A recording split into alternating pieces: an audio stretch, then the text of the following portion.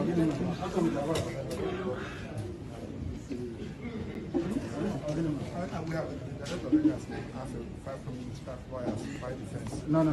it's not correct.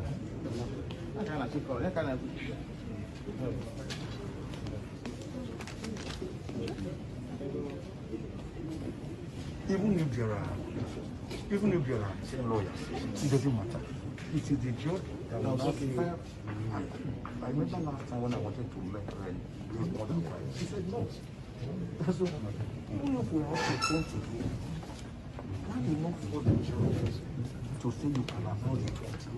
It's my prerogative as the lead counsel to announce my team. Nobody can take that from me. So that nobody should have been arguing. Exactly. Nobody.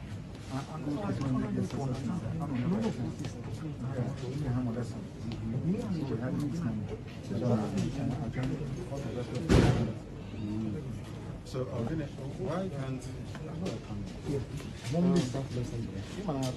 I want him to come in.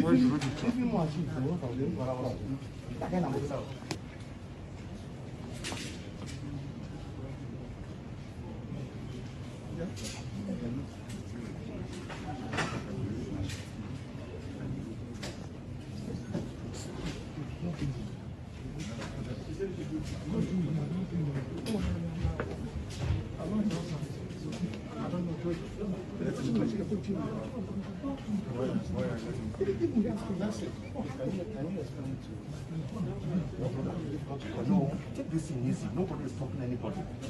Even me, they have been stopping me and for more than 5 minutes. It's not. This senior lawyer was brought to the bar together with me on the same day. It's not the judge that did it. You have to complain, but when you are doing that, somebody wants to have it and refuse to call you. They called me. I said, what me? I will point it out to the court. Point it out to the court.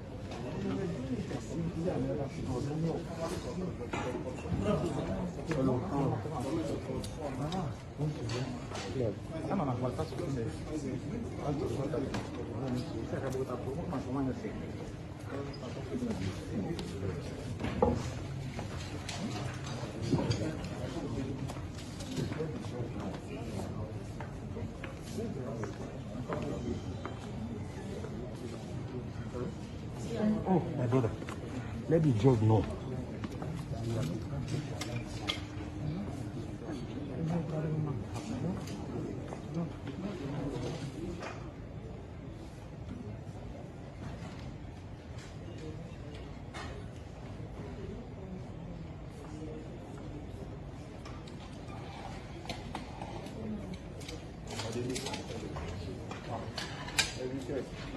Sorry, sir.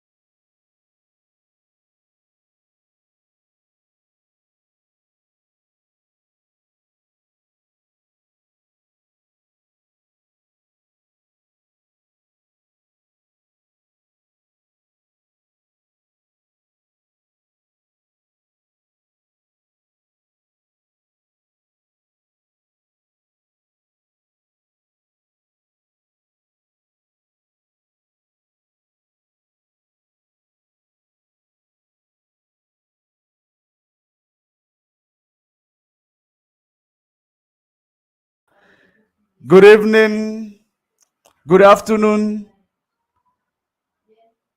and good day to some of you, depending on your place of domicile.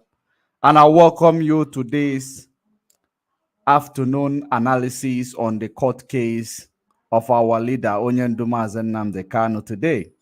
We are going to be talking about the things that transpired. We are going to be talking about the things that transpired. I heard there was no voice. I believe the voice is here now. Thank you for that, information. Thank you very much for that information. So we are going to be analyzing what transpired in court today. We are going to, because I made some observation. I made some observation in what transpired in court. Because when you look at what is going on in that court, you will find out that that court has no jurisdiction in Nigeria. That case of Mazen Nnamdi Kanu has no jurisdiction in Nigeria. For the first time, they did not bring out new count charges because we are doing a great job. We are doing a great job. For the first time, I hope you saw it. There was no new count charges at that minute. So that is to tell you that we are making progress. We are making a lot of progress. The reason why I tell you we are making a lot of progress, there are things that I discovered in court today. There are things I observed that is going on in court and in DSS dungeon. As many of you will understand that the court gave order to DSS to allow Mazen Nnamdi Kanu to change his clothes. And they did not allow him to change the clothes that was given to him by the lawyers. And you, of course, some of you must have heard the reason why they refused to allow Mazen Nnamdi Kanu to change his clothes. You know the reason why they refused to allow him to change his clothes. For a reason that is baseless, for baseless reasons. Even though the court asked the SS to make sure they allow Mazen Nnamdi Kanu to practice his cultural belief, his religious belief, which is the same thing. But yet they refused to allow him to wear the cultural clothes that was given to him.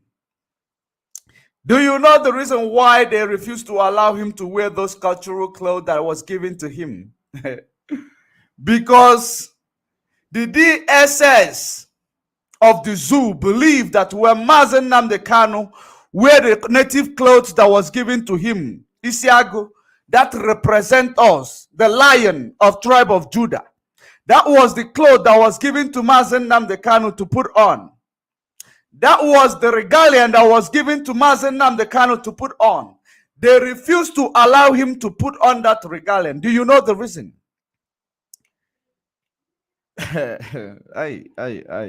Nigeria.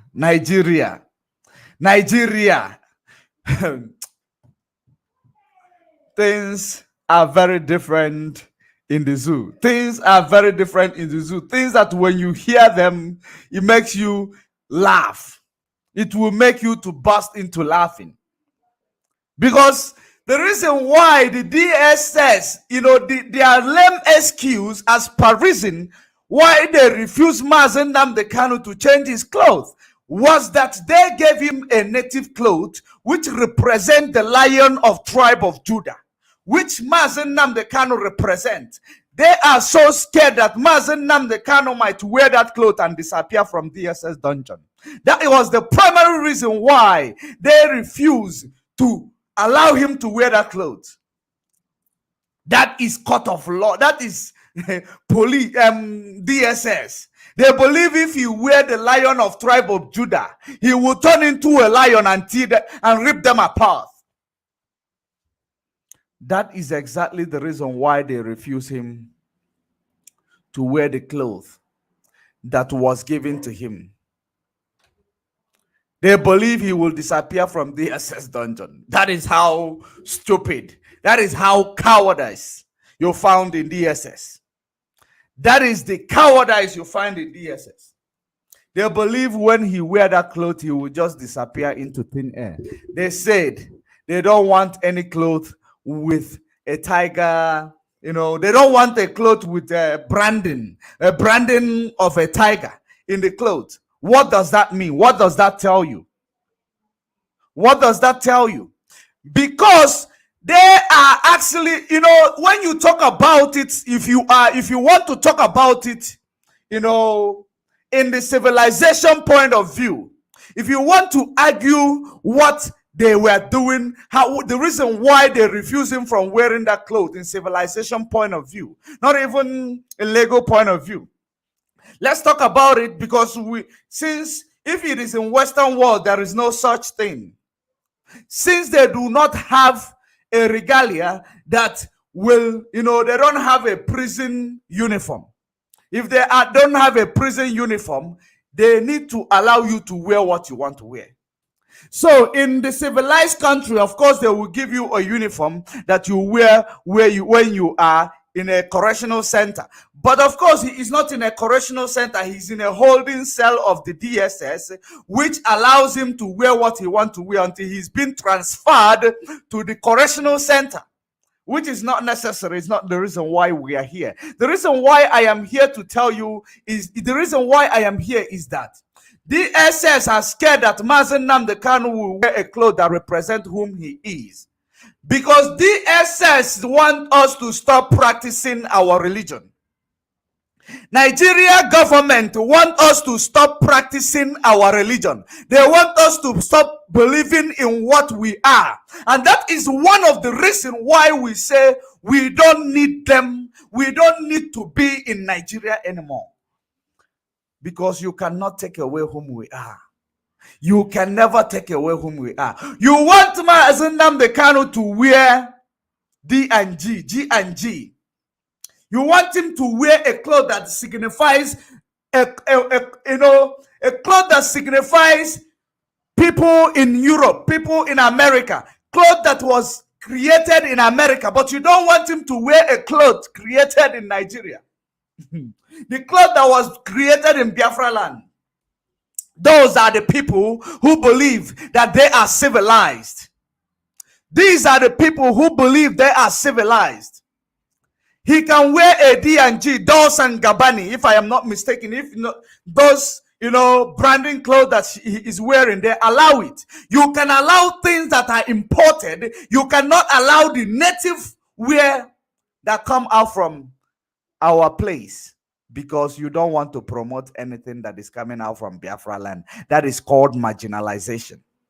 That is called marginalization.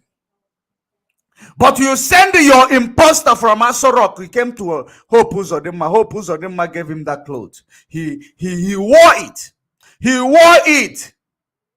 But the people who owns that clothes does not possess a right to wear it. They do not possess a right to wear it. Rather, they will wear a cloth come from US, cloth come from, you promote another people brand. You don't promote your brand. That is how blind you see in Nigeria. And that is the reason why we can never be there. Because what is happening there is holding us back. Nigeria is a setback to every civilized man, to every decolonized person. Nigeria is a setback to them. You don't promote your tradition. You don't promote people's tradition. You don't promote anything made locally.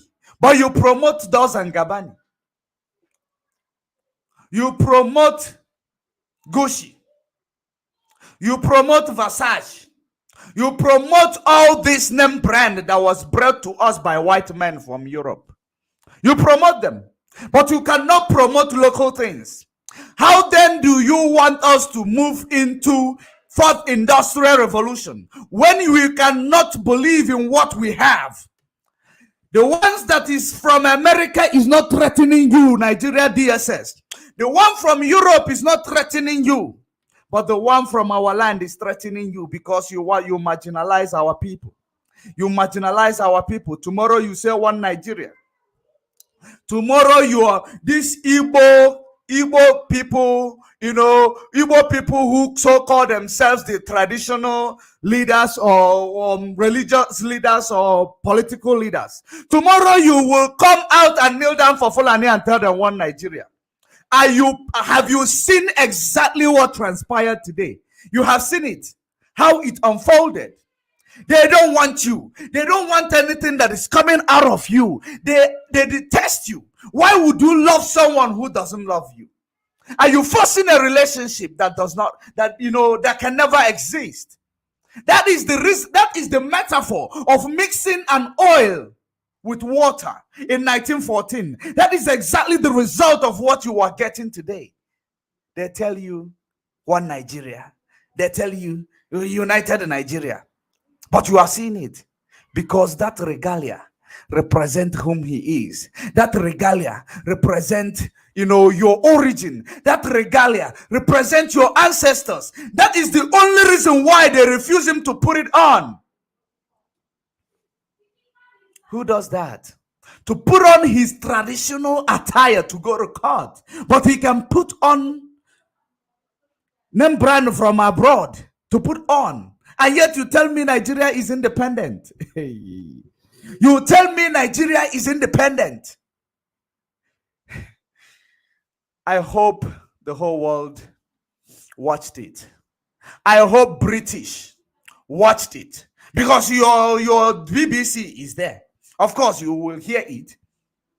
I am going to also play it here for you to see the reason why they denied Mazen Nnamdi Kanu changing his clothes.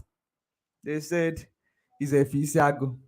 And because it is a Fisiago, they don't want tradition of Biafra. They don't want tradition of Igbo people. They don't want anything to do with whom we are. They don't want Mazen Nnamdi Kanu to practice what he believes in. They don't want, they deprived him of freedom of his belief. They deprive him. And you tell me there is no religion war in Nigeria. You tell me there is no religious discrimination in Nigeria. Because that's what represents Mazen Nnamdi Kanu's religion. If you are not aware, you should be aware of it right now. Maybe you are scared of Mazen Nnamdi Kanu's religion. You are scared of Mazen Nnamdi Kanu's religion because you are discriminating. There is a religious discrimination in Nigeria. That is the reason why Mazen Nnamdi Kanu cannot be allowed to wear what he represents or what he is. but he can wear what white men made. He can wear everything that is imported.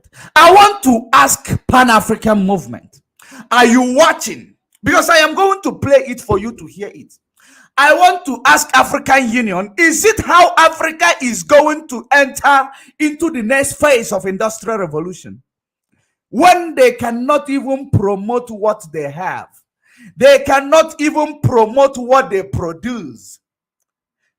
That Mazen Nnamdi Kanu can wear name brand from overseas, he cannot wear name brand from where he come from. We represent lion. Our logo, the logo of our ancestral logo is lion. Ephesiago. We call it Ephesiago, the lion of tribe of Judah. That is what represents us. That is what we represent, rather.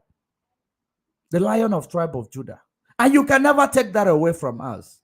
The only person who wants to take that away from us is the enemy, which is the zoo. And that is the reason why we call them the zoo. They are scared of lion. They are scared of a logo of lion in a cloth. Diabolical people. Diabolical people. That is the discrimination you find in Nigeria. If he was a Fulani, if Mazen Nnamdi Kanu was a Fulani, believe you me, there is no way they will not allow him to wear whatever he wants to wear. That is the religious discrimination in Nigeria. That is a religious discrimination in Nigeria. We are at war. We are at religious war. We are at war in Nigeria. Anybody who is civilized enough, you will understand that we are at war. There is religious discrimination in Nigeria. That is the reason why they refuse him to put on a regalia that represents whom he is. Because that regalia represents him and his religion. That regalia represents him and his, not only religion, it represents his tradition.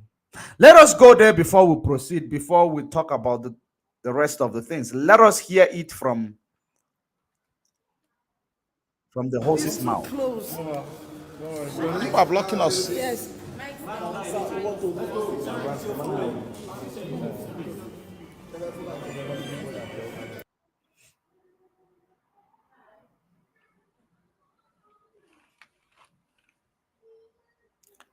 Let us hear it. Please ask questions. Can't you So just for the benefit, Okay, let's move first. so for the benefit of Nigerians, could you tell us exactly what happened in court today? Briefly, sir. If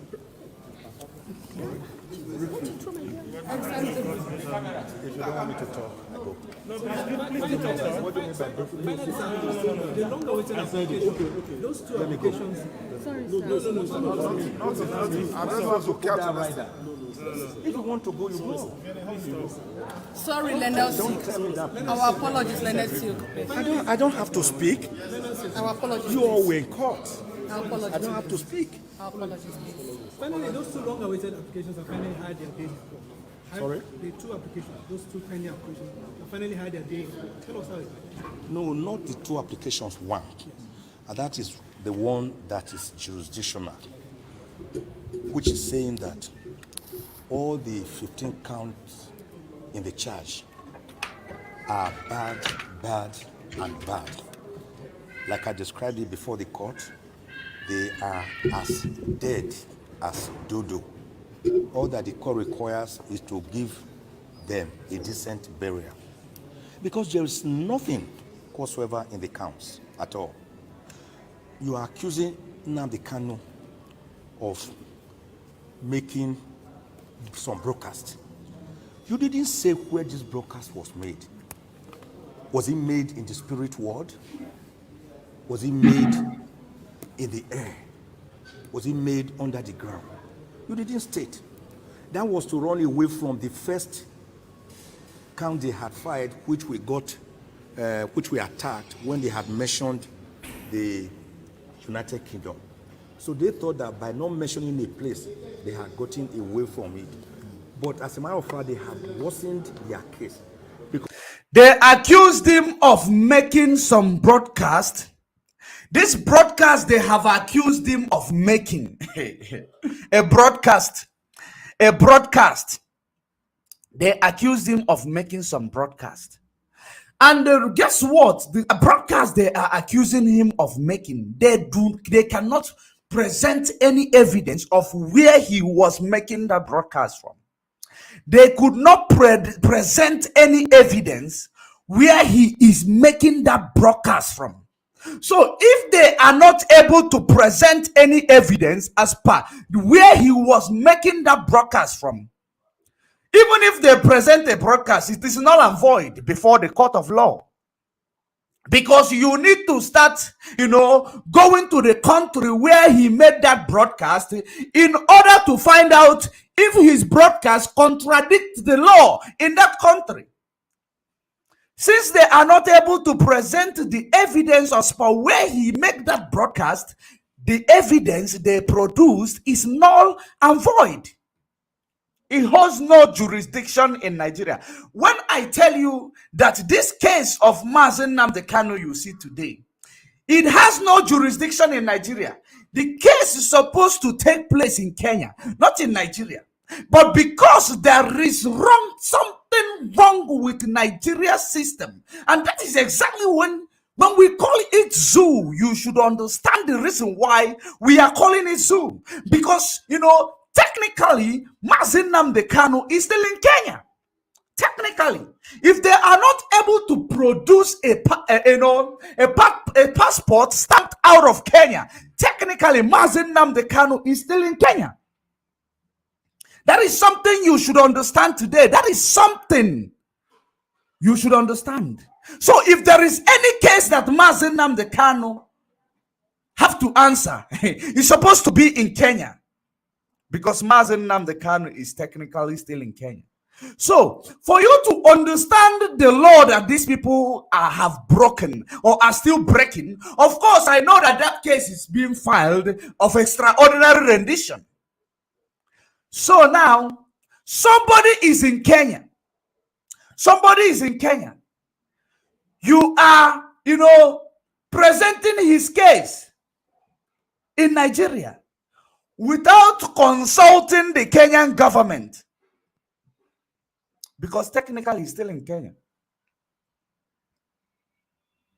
If they are not able to say he made this broadcast from here, he made this broadcast from Switzerland, he made that broadcast from wherever, Swaziland, he made that broadcast from USA, he made it from White House of USA.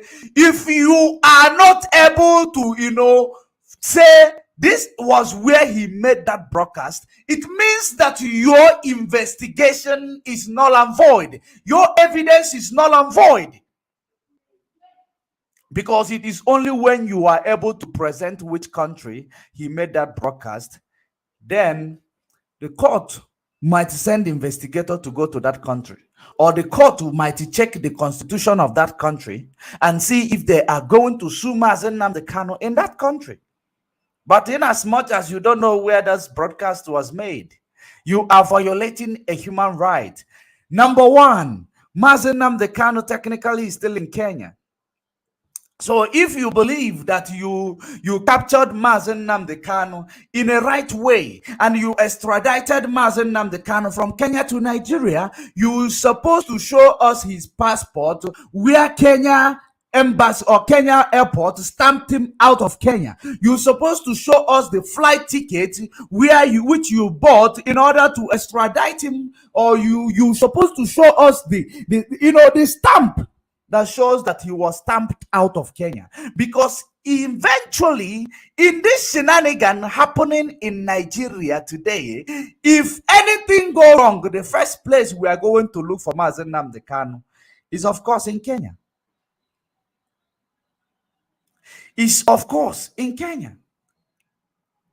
Because he is still in Kenya.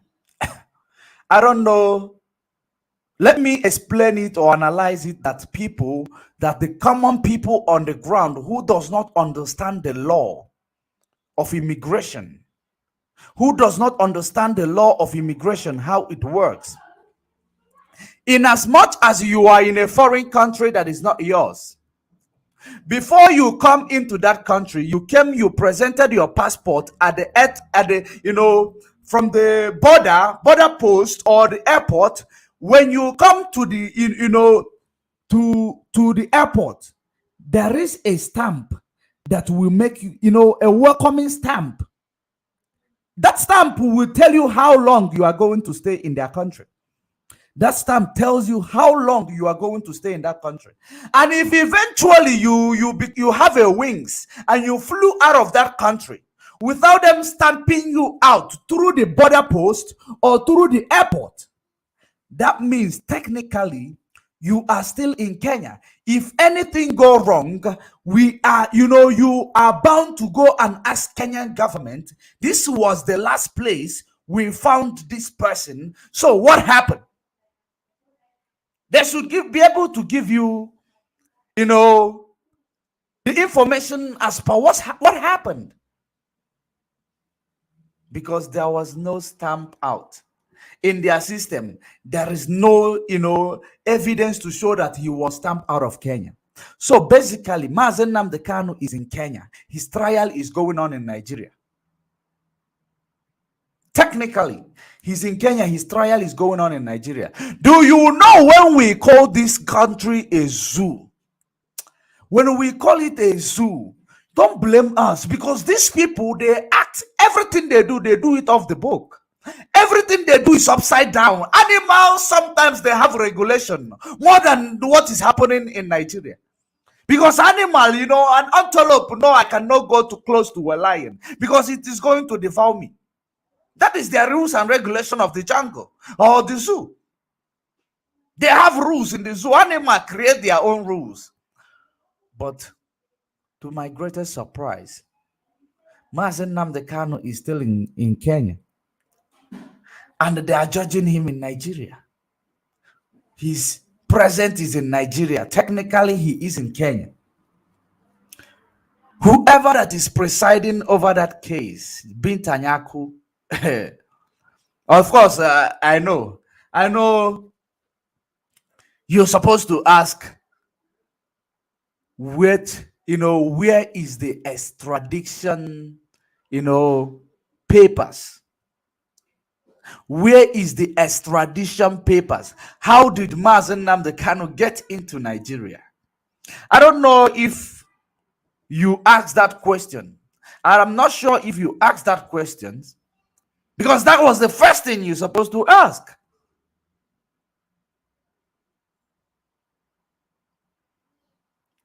Because Kenya government still owe Biafrans a lot of explanation. They still owe Biafrans a lot of explanation. If Mazen Nnamdi Kanu was kidnapped, who gave the plane that took him, or is it a wing that took him? Is it a winged bird that took him out of Kenya? Who gave signal to that plane to land in Kenya and never checked what is in the baggages that plane is carrying out of Kenya? Those are one of the things, they're supposed to be considering.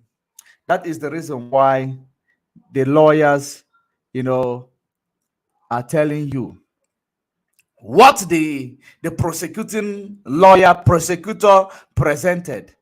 He presented that a broadcast was made. A broadcast was made. And that broadcast was made where? The moron, the sophisticated moron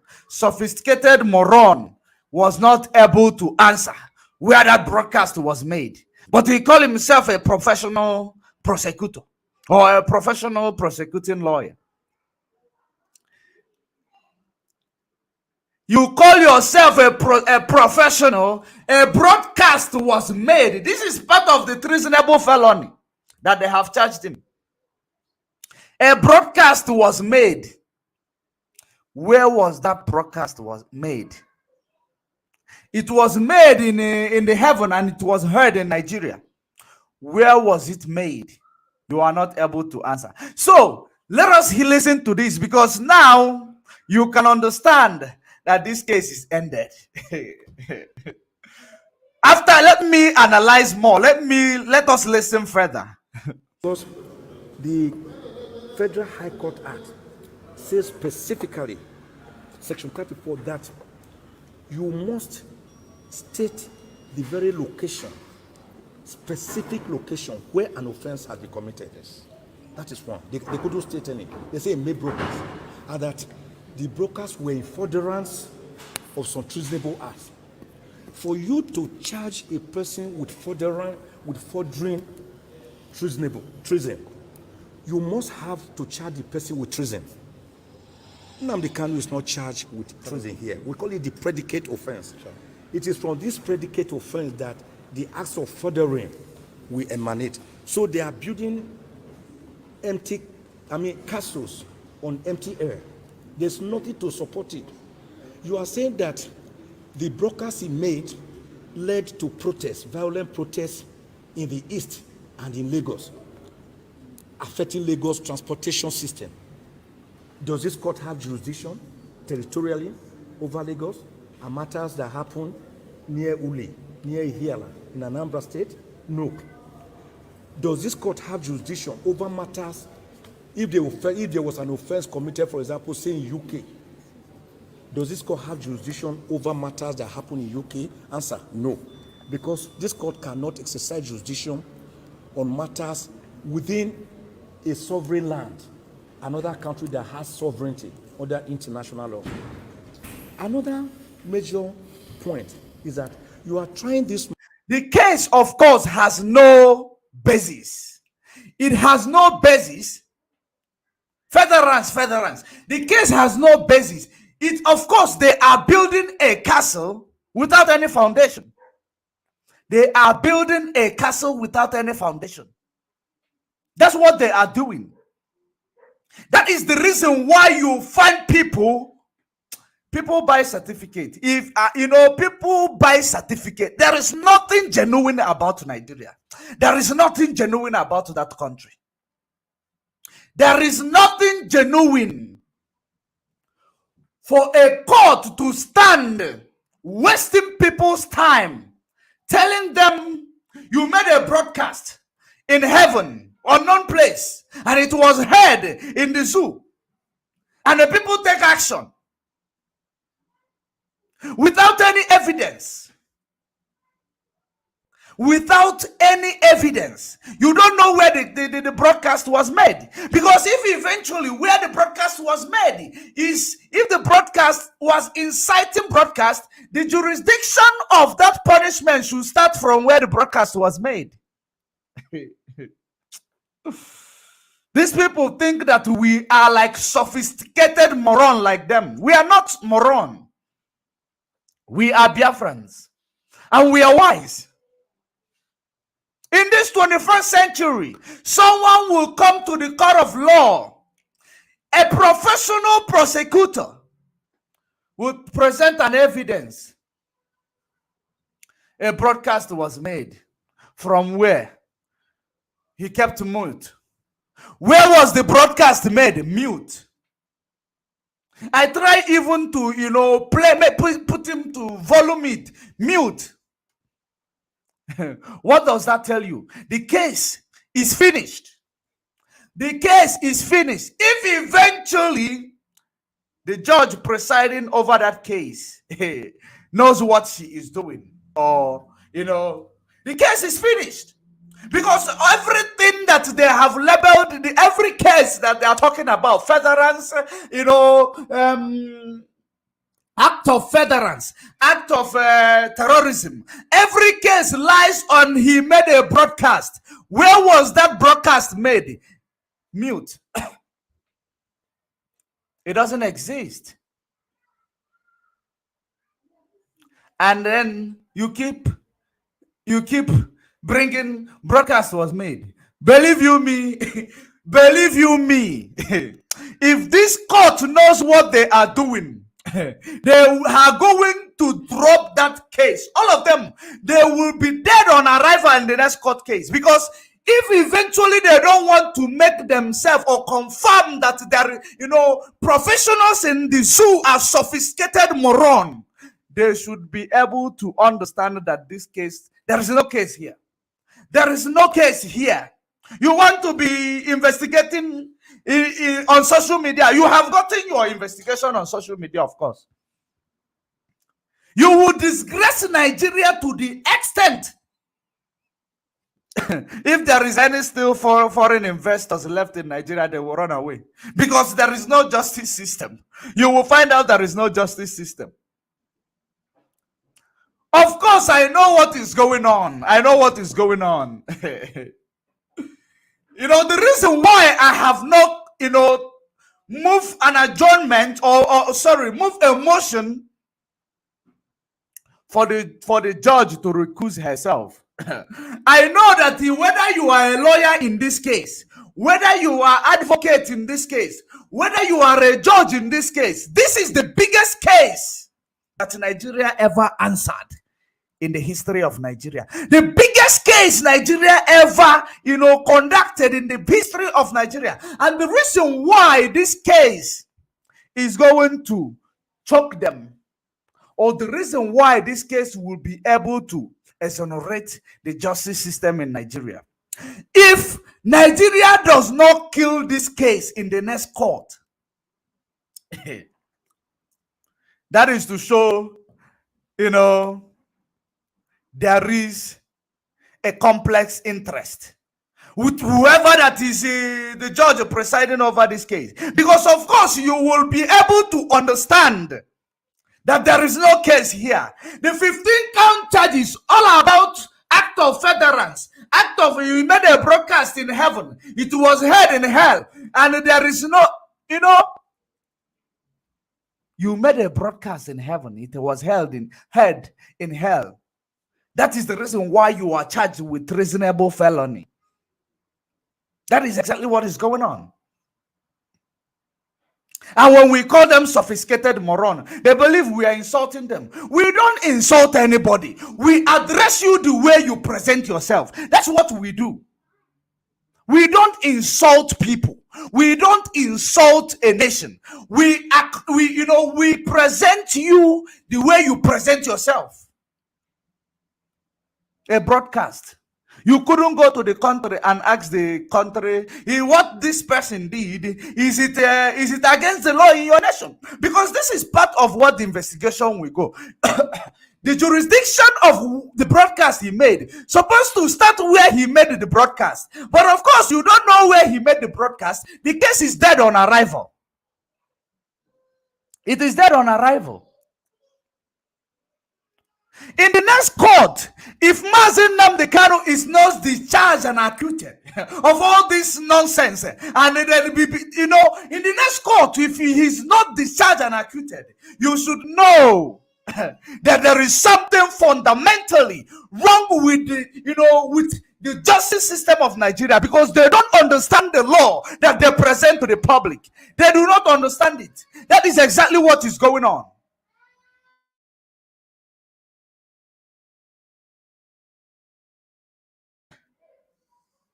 Let us continue to listen to professionals. Let us continue to listen to them. And we are going to find out more with regards to what we are. You may know, let us see it as we are making a claim here now. Let us hear it as per what transpired in court today. Then we will know who is more professional here. If it is me or Nigeria justice system. Let us hear it. Man, saying for committing, for belonging to a proscribed organization. And I must now say this, contrary to what the prosecution said last time. Nnamdi Kanu has never denied being a member of IPOB. He says, I am not a member of proscribed IPOB. I want all of you to know the difference. And when IPOB was proscribed through the court process, Nnamdi Kanu challenged it. The matter is at the Court of Appeal currently. Yeah. Nobody knows the judgment of the Court of Appeal. If the Court of Appeal finally says that this proscription was wrong, as we are contending, let's say by that time you had already tried Nnamdi and Let me address this one before, those conspiracy theorists, before they will, twist everything. Did you hear that?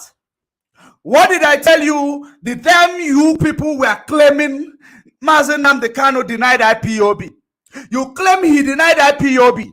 And I came here and I told you that Mazen Nnamdi Kanu denied being a proscribed IPOB member. He denied being a proscribed IPOB member. Because many of you people who does not want Mazen Nnamdi Kanu out of where he is today, you bring about conspiracy theory all over the place. Most of you who are constructively attacking Mazen Nnamdi Kanu, you keep bringing conspiracy theory from left, right, and center. He never denied being a member of IPOB. He actually said he's a founder of IPOB. He found IPOB so that those efulefu, the pig in the creek who will come and talk rubbish, telling you that Nnamdi Kanu denied IPOB. I am actually digressing right now because we are not leaving anything unturned. We are not leaving any stone unturned when we are talking about the matter that concerns our lives. Because this matter concerns our life. It determines what our faith in this world. This matter that we are talking about, that determines our faith in this world. Because we are Biafran. The children of Chukwu Okike Abiama who lives in heaven. And God gave the mandate for Biafra to open the eyes of every man and woman, child, toddlers in Africa. That is the reason why in 1967 we were able to manufacture what we use to stand the fight against Britain, to stand the fight against the Egyptian pilots, to stand against Russia. We were able to do it because we have a mandate from heaven. We have what it takes to liberate Africa. And that is the reason why they are using Nigeria to hold us down. And we can no longer stand it anymore. If you are seeing what is going on, our regalia made, originally made, manufactured, originated from Africa. They refuse Mazen Nnamdi Kanu from putting it on because it is his belief, it is his tradition. But they allow him to put, is it Dos and Gabbani? Is it Versace? They allow him to put things that was made by our colonialists. How then do you think that there is something good that will help our Africa, that will come out of this Nigeria? Is there anything that will help our God-loved continent of Africa that will come out of Nigeria when they don't promote themselves? They don't promote what they have. They don't promote their own. They don't promote their own. They promote America, Europe, China. They don't promote their own. You present Mazen Nnamdi Kanu with his you call it a designer's wear, made in Europe, made in America. But when he want to wear the one made in Africa, made by Biafrans, made in from Biafra land, made in most importantly, made in Africa, you bring in this African mentality that kept us down, from what we, whom we were, You have forgotten that you're supposed to promote what you have more than every other thing. That is the reason why the people who colonized us are still 100 steps ahead of us, 1,000 steps ahead of us. And there is no way we are able to challenge them. There is no way we are able to even compete with them, because we don't promote what God gave us. We don't promote what God placed here. We don't promote the spirit of Africanity in us. We don't understand what would make us free. That is the reason why we say Nigeria, African Union, Pan-African movement. I know you want the civilization to enter Africa. There is no way, if we don't fight those, if we don't break the structure called the giant. This giant is the one placed on Africa like this, and Africa is falling because it is the giant of it. Africa is falling, and it will continue to fall if you don't destroy this structure which they call the giant.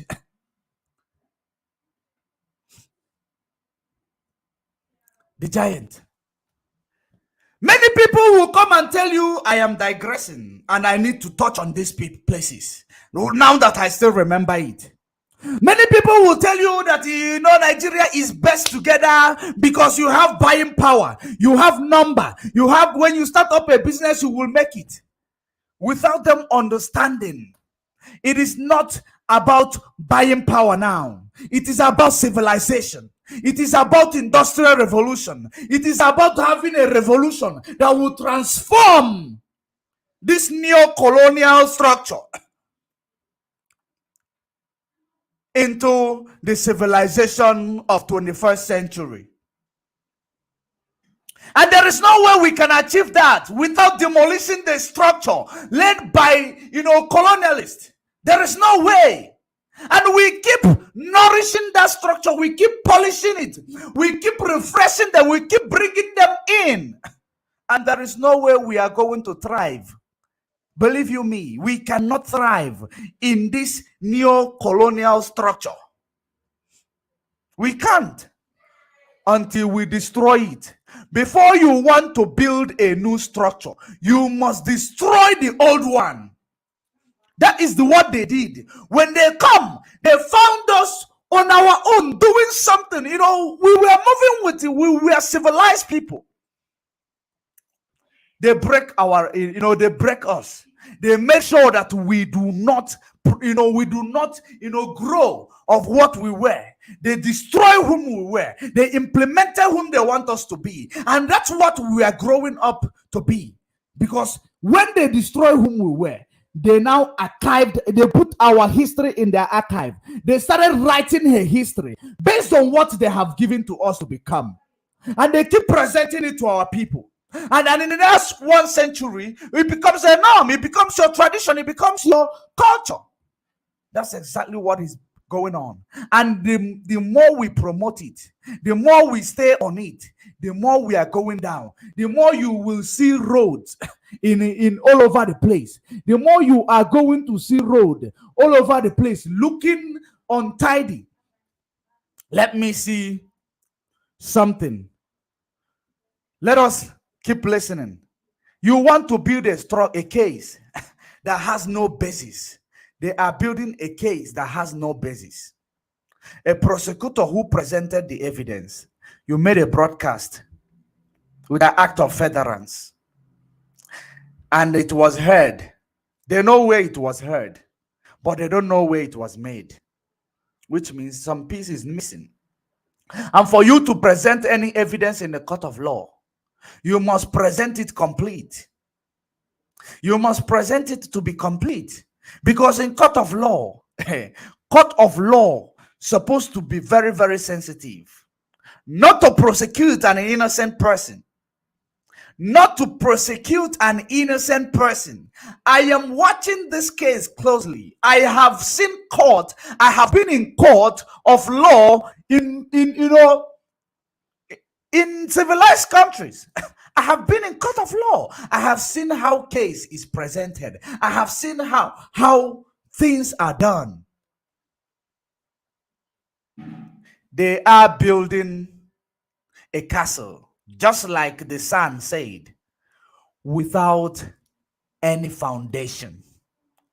Building a castle on top of a sandy soil, without even having the decency to dig a foundation in that sandy soil. They just placing a cement building. What does it do? It will collapse. That's exactly what they are doing. In the next court, if they don't discharge this case and acquit Mazen Nnamdi Kanu, it means Nigeria is a fraud, as we have said it is. It means Nigeria is gone beyond, repair. That is what is going on. Because the more it is happening, the more it is unfolding, the more the whole world is laughing at you. The more they are laughing at you. A lot of things is happening. Many people, let me not digress more. Let us listen. Jailed him. How will you bring him back? So you are trying him under a law that is inchoate, that is being challenged, whose efficacy and longevity is being tested and has not been finished. So we call it lite pendens, or the doctrine of sub judice. So you cannot. So Nnamdi Kanu, in his extrajudicial statement, said he founded IPOB in 2012 in London. And that is the head. He has never denied being the founder, head, and member of IPOB, but he denies being a member of proscribed IPOB. This point must be made clear. We have also challenged the entire law itself, the Terrorism Prevention Act as amended of 2011 as amended in 2013. Now, it is not a law within the exclusive legislative list of the National Assembly that it ought to have made. It has no competence to make it under the Constitution. We have also challenged that. There are other grounds, very strong grounds, where we are challenging that. For example, you brought this man, you abducted him by force, you tortured him, you captured him like a common criminal in Kenya. Did you hear that? Did you hear exactly? You captured him, you tortured him like a common criminal in Kenya, and through the back door of the book, you renditioned him back to Nigeria. And now you present him in court, trying to do, what do you think that they want to do? If not that we are exposing these people every step of the way. I know that a lot of you don't know what we are doing in the media. You don't know that every war that is being fought starts in the media. Every war starts in the media. From the media, the wise will know what modus of operandi they are going to use to engage that war. But the foolish will believe it is all about people having time coming to talk in social media. And that is that foolish Nigeria is. That is that foolish Nigeria justice system is. If it is a civilized country, all these months, there is nothing presented. That case supposed to finish in January. That case supposed to finish in January if it is a civilized country. Because there is no evidence, there is no basis, there is no background, there is nothing that you have presented to this honorable court that is going to prove Mazen Nnamdi Kanu guilty of treasonable felony that you have quoted. There is nothing that you have presented to this honorable court that quotes that Mazen Nnamdi Kanu is a terrorist. You claim that you have proscribed Mazen Nnamdi Kanu, but you make a move of a terrorist to go to Kenya and rendition him back to Nigeria. That is a move of a terrorist. It's an act of terrorism. Because if Kenya government is not able to give account of how Mazen Nnamdi Kanu left Kenya, it means it's an act of terrorism. It is an act of terrorism. And which means that case holds no jurisdiction in Nigeria. That case is supposed to go to Kenya first. You know, Mazen Nnamdi Kanu is supposed to be sent back to Kenya. And he's supposed to be a free man. If Nigeria knew what they are doing, if Nigeria justice system is indeed working. The first thing, how did Mazen Nnamdi Kanu enter the country? Where is the extradition, papers? How can you be presenting somebody that is not in Nigeria in the court in Nigeria? It is like, okay, in a simple term for some of you to understand. Now, what you see in Nigeria is like a spirit of Mazen Nnamdi Kanu.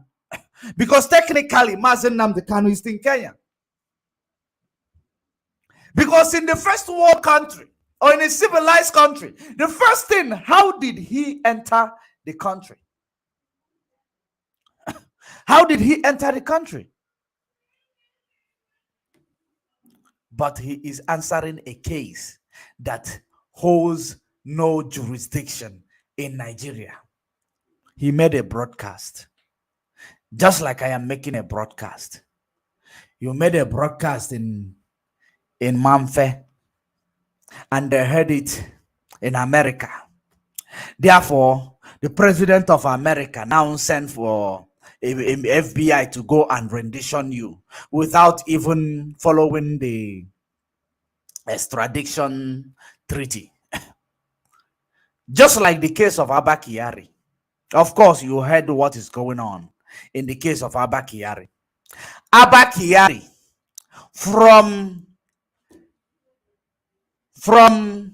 remember, Abba Kyari we are talking about today. I am not going to digress a lot. I am coming back. But I need to touch on this. Abba Kyari, or Hush Puppy Kyari, was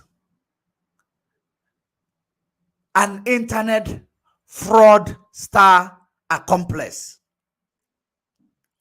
He is an accomplice to cybercrime. Abba Kyari was supposed to, extradited to the United States by the FBI. Nigeria covered it up. But if it is somebody else, Nigeria will say, before they say they need to extradite, if it is an ordinary man in Nigeria, ordinary man, no, Nigeria will say, come, we will accompany you, come. But because it is a super cop. Remember what Femi Fani-Kayode come to tell you. I hope you remember. They are super cop. They want to, what did he say? He said that they are trying to, make, I can't remember how he placed it, or he placed his word, but I know he said that this is a super cop that has not done nothing. They are trying to sabotage a super cop for no reason. They are trying to sabotage a super cop for no reason. But they have forgotten how many people died in the hands of this super cop that you are trying to protect. You are trying to protect a super cop. Just like it is making round now. That Obi Kubana now is also marked next to Abba Kyari. When we talk to you people, leave Fulani Janjaweed and their business alone. You will not. Now, It has touched everybody. And the more it is touching you, let it touch those people, those politicians in the likes of Femi Fani Kayode, who came to tell you that Abba Kyari is innocent. Why were they saying Abba Kyari is innocent? Have you ever seen him stood up to say that a common man is innocent? They claim that he arrested the biggest criminals, the biggest kidnappers, the biggest this. But you are getting the information today that he forced people to accept what they did not do. The people he killed on sight when you refuse to accept what you never did. It is not counted. It is not counted. All of a sudden, just because they protected him from being diction to America. Now, he started pushing drugs. Now, you will see how it is going to indict so many of them. It is going to indict so many of them. Those people who believe that they can see evil and cover it.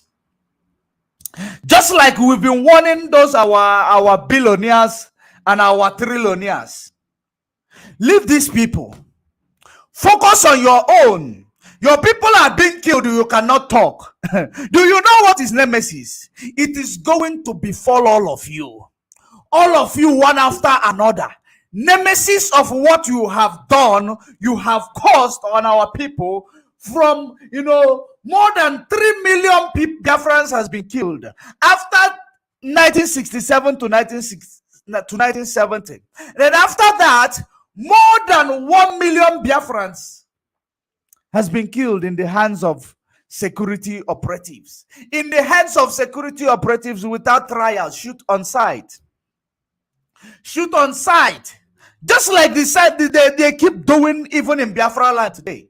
Deploying Fulani army of conquest, terrorists in their army uniform to go and burning. They are burning, killing, raping, extorting, displacing in the act of terrorism. They are seeing an act of terrorism being committed by Nigeria state against Biafrans. But they come to court to tell you he made a broadcast in heaven, and this broadcast caused chaos in hell. Therefore, he's committed a furtherance act of terrorism of treasonable felony. That's what they will come and tell you, because he is Nnamdi Kanu, a man of truth. He is Nnamdi Kanu, a man who exposed every atrocities happening in Nigeria. That is the reason why this case is, taken personal. That is the reason why this case is taken personal. Because this case is not being handled just like other cases in the court of law is being handled. Because he is a Biafran. When it comes to Biafrans, you must be brutal. That is, the mode of operandi in Nigeria. The big ones, what is about Biafrans, you must be brutal. You must be brutal. When it's about things, terrorists, don't. Maybe you send only 50 soldiers. And send them after you heard that they have killed 300. Send 50 soldiers. Deploy 50. Remember that attack on Fulani is attack on the north. Sorry, attack on Boko Haram. Sorry for that. It's attack on the north. And that is the reason why the north is feeling the spikes. Because you heard it, you kept quiet. When you heard evil, you kept quiet. The evil come back hunting you.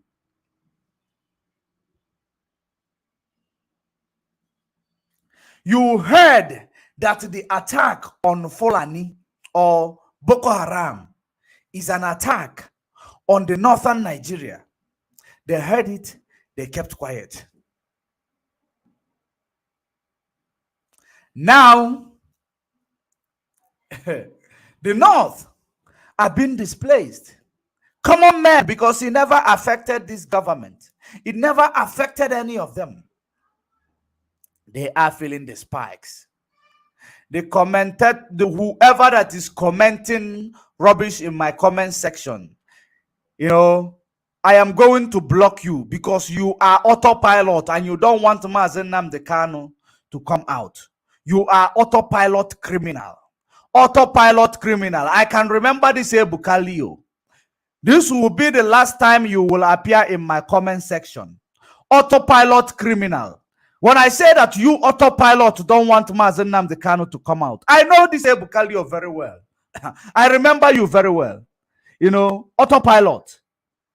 We are talking about the case in the court today. And you come and tell me this autopilot is doing anything for Mazen Nnamdi Kanu. Criminals all over the place. Criminals all over the place. He is here to tell me, talking senseless topic. Emmanuel Kanu is selling his brother, answering calls to the prosecutor.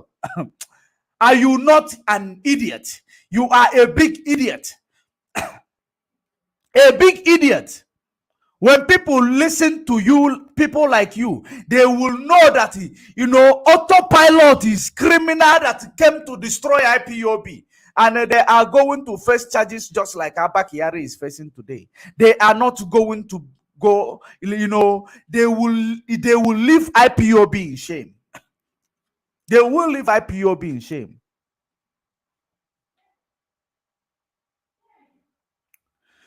You are not insulting me. What are you doing? What the hell are you doing in my comment section? You come here to stop me from preaching this gospel, from exposing the zoo for what it is, because you are not a pilot. That is exactly what you are. That is exactly what you are. You are not insulting me. You come to tell me Mazen Nnamdi Kanu's brother is selling him out. What are you doing? You are insulting every Biafrans. You are insulting every Biafrans. I know you very well, Ebukalio. That's what you are doing. We must continue. We must continue. The reason why I actually address that, is because I know what autopilot does. I know what they want to do. Whenever they see that you are saying something that is the truth, that is supposed to indict Nigeria, they will come to your comment section to discourage you, to confuse you, to make you digress. That's what they do. But let us continue. So Abba Kyari was moving freely. If not the picture that surfaced again when he went to a wedding. Maybe no one that we started talking about it again. No one will even find out that Abba Kyari is a drug pusher. No one will find out. Because he pushes his drug, he settled those security his bosses. He settled them. That is exactly what is going on. And I know that some conspiracy theorists will say it is because they are now charging him of drug trafficking because they don't want him to be extradited to USA. You must be under illusion. Abba Kyari have committed a lot of atrocities. During SARS, Abba Kyari was part of SARS squad. He killed and he extorted so many of our people. He killed them with their parents still looking for them today. Abba Kyari, the only policeman, when he is going, he go with camera. When he is posing to shoot people on sight, he pose with camera. The caller, I am not taking calls yet. I am not taking calls yet. I will take your call when I am done with my analysis. I am not taking calls yet. Please call when I say you should call.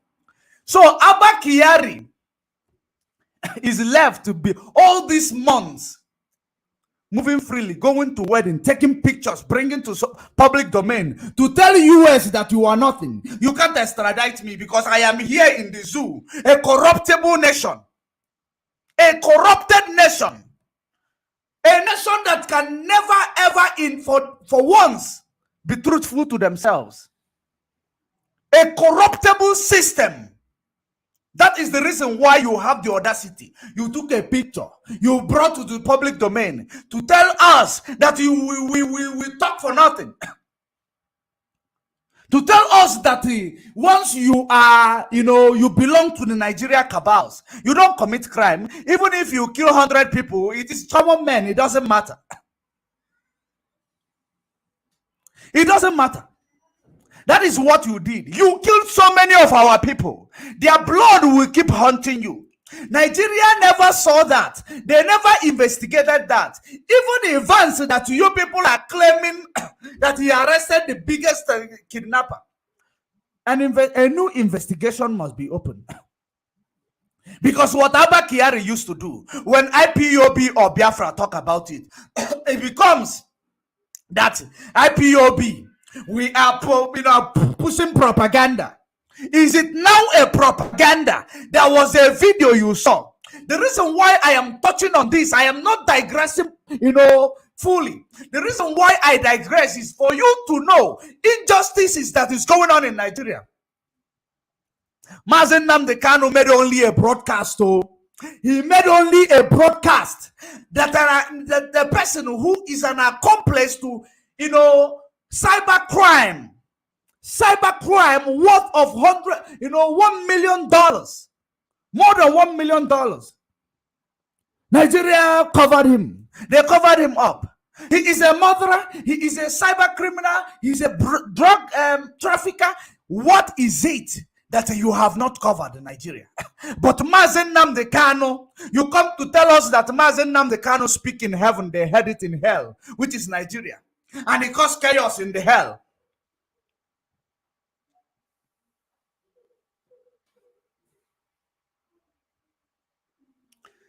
I am actually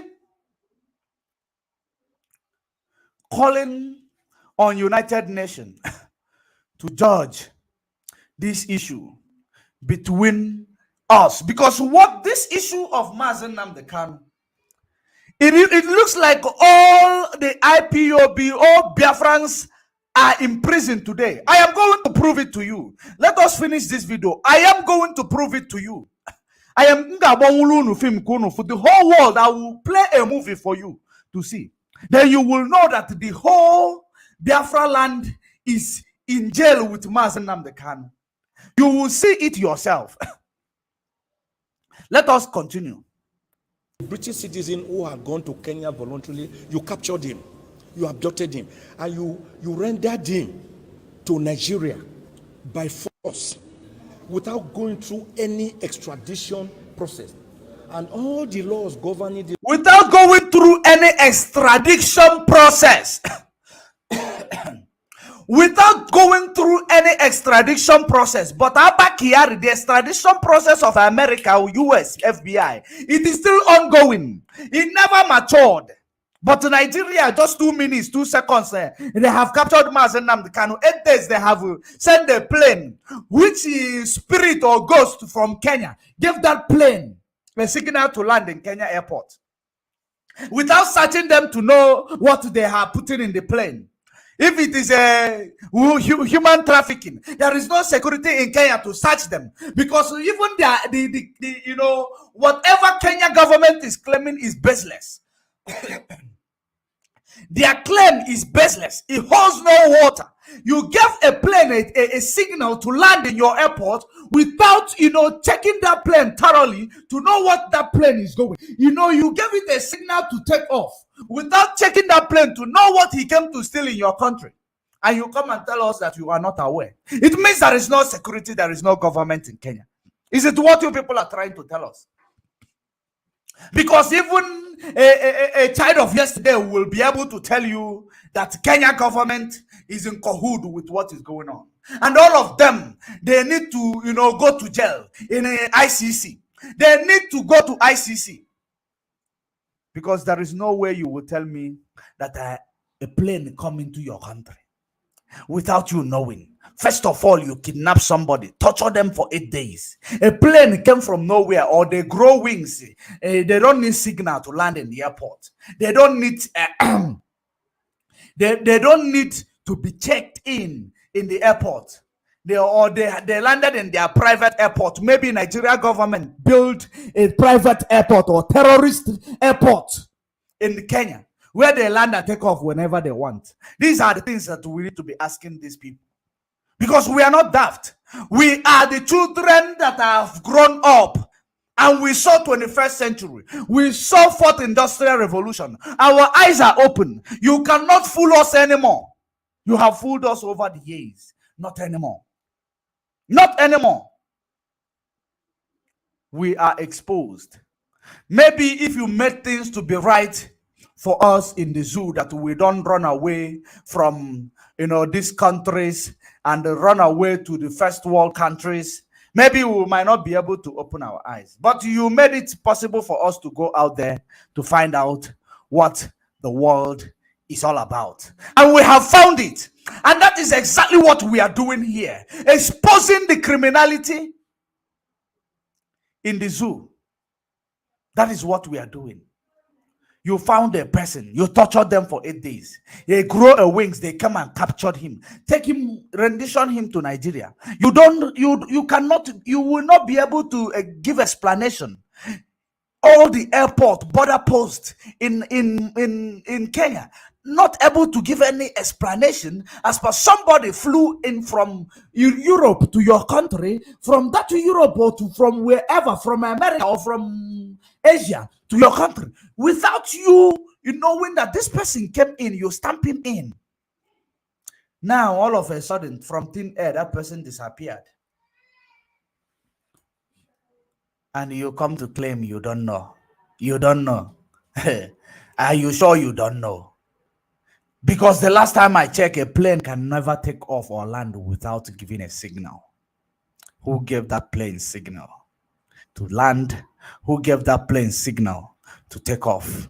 Those are the things that we need to be asking ourselves. What is it all about? After beating him up, after battering him up, you beat and battered him, you rendition him to the zoo. As God may have it, he survived. Because if he had died, you will push him off the plane. Because that's what you people do.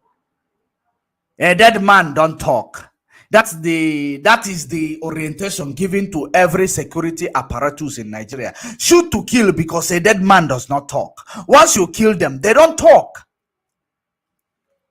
If it is possible, throw the body into a river. That's what part of the things Abba Kyari did. And he believed he will come to holy land of Biafra, desecrate the land of Biafra, and he believed he will go free. He believed he will go scot-free. After all that, there is no such thing. Nature will always catch up with you. Nature will always catch up with you. And that is exactly what happened. Abba Kyari, all your atrocities will be unfolding.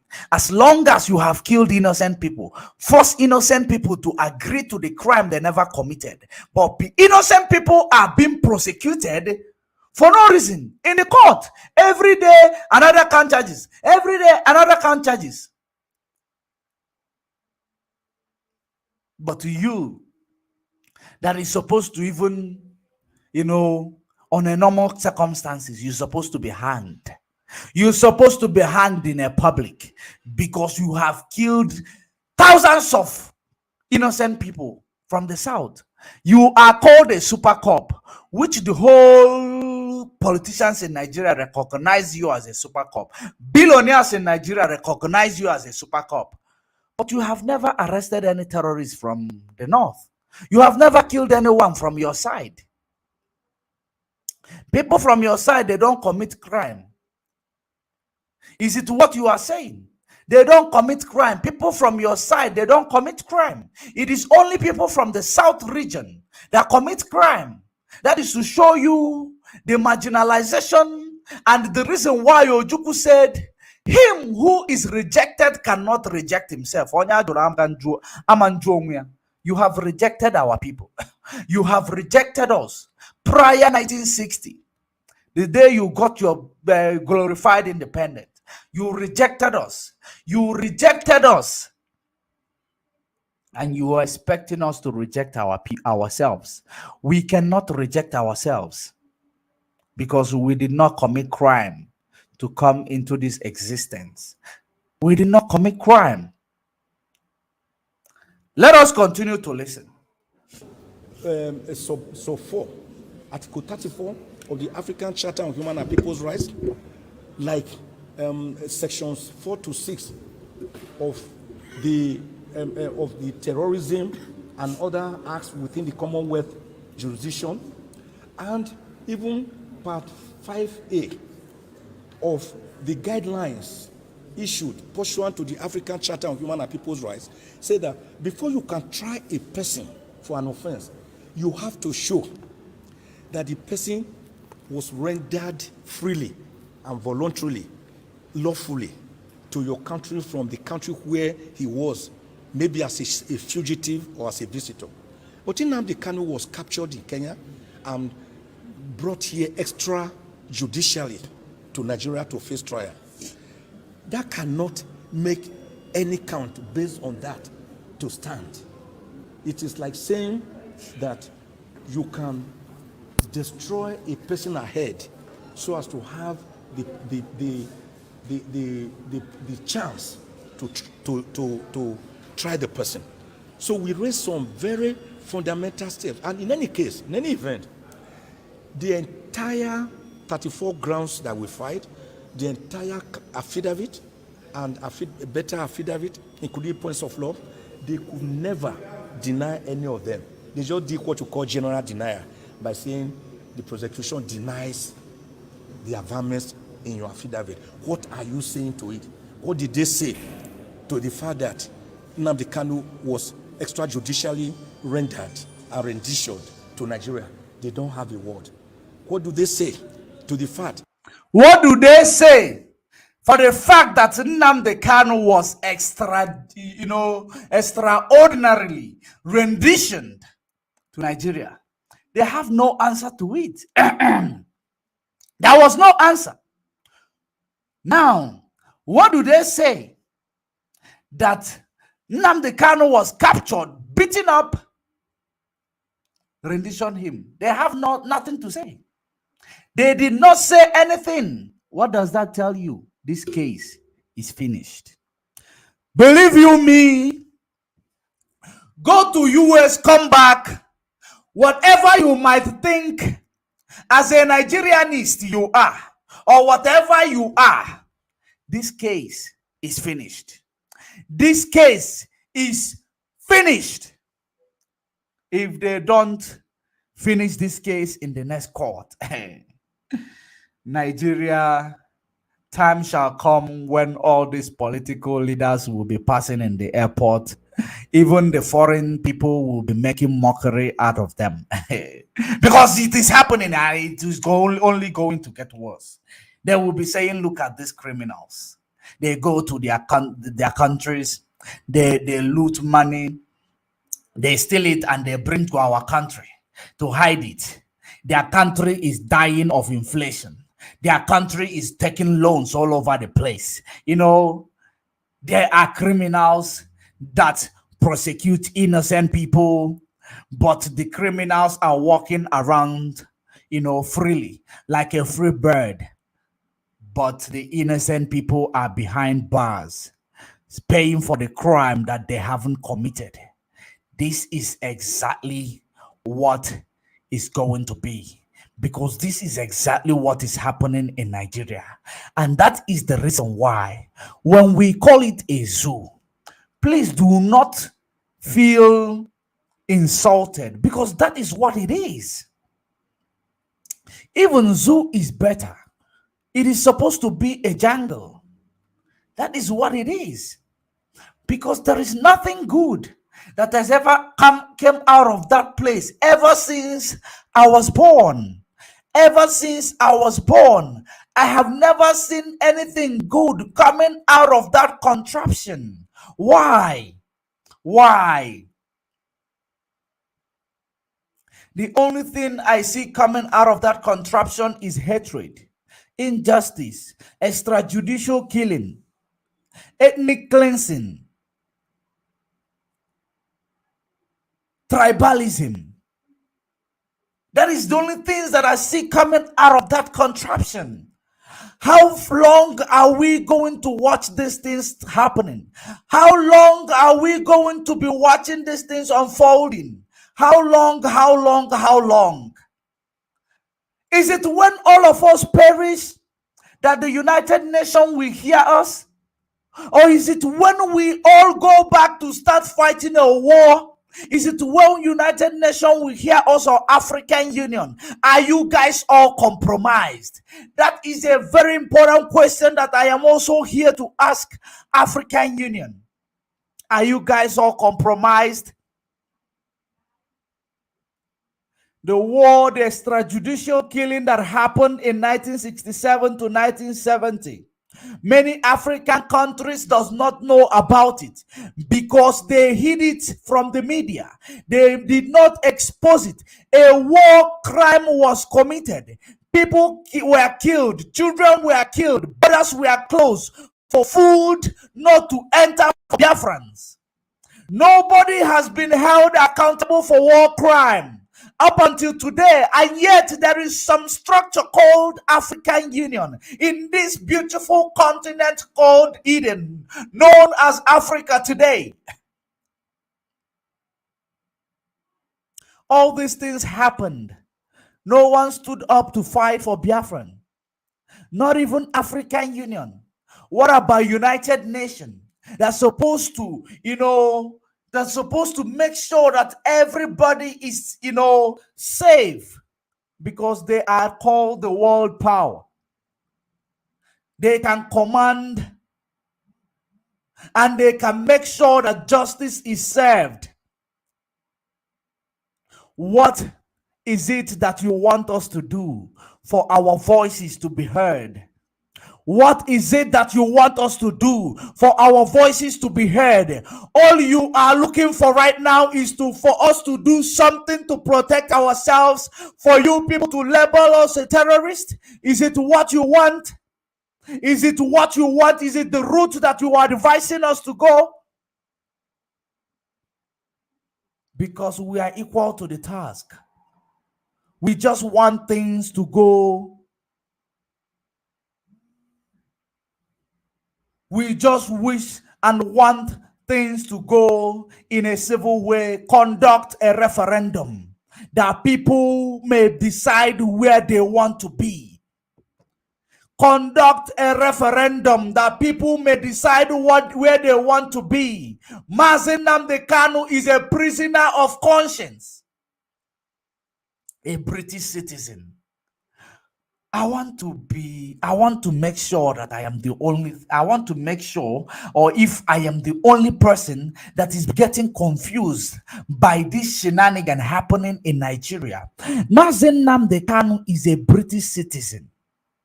Do you remember when they said that Boko Haram captured some American citizen, or some bandit captured some American citizen, and America came straight and came to rescue their people from the terrorists in Nigeria?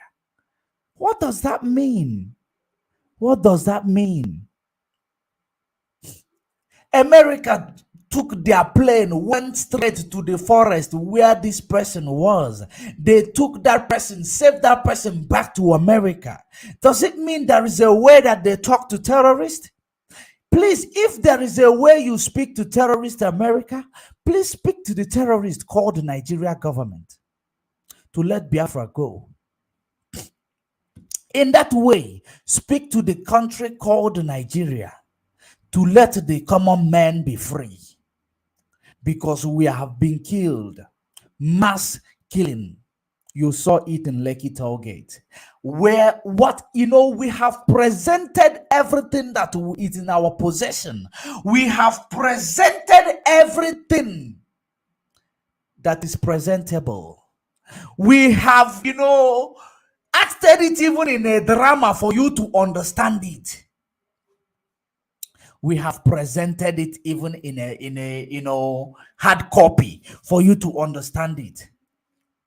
We have given you information as per what is happening to our people across Nigeria. And yet African Union kept quiet, yet United Nations kept quiet. What is the job of United Nations? What is the job of African Union?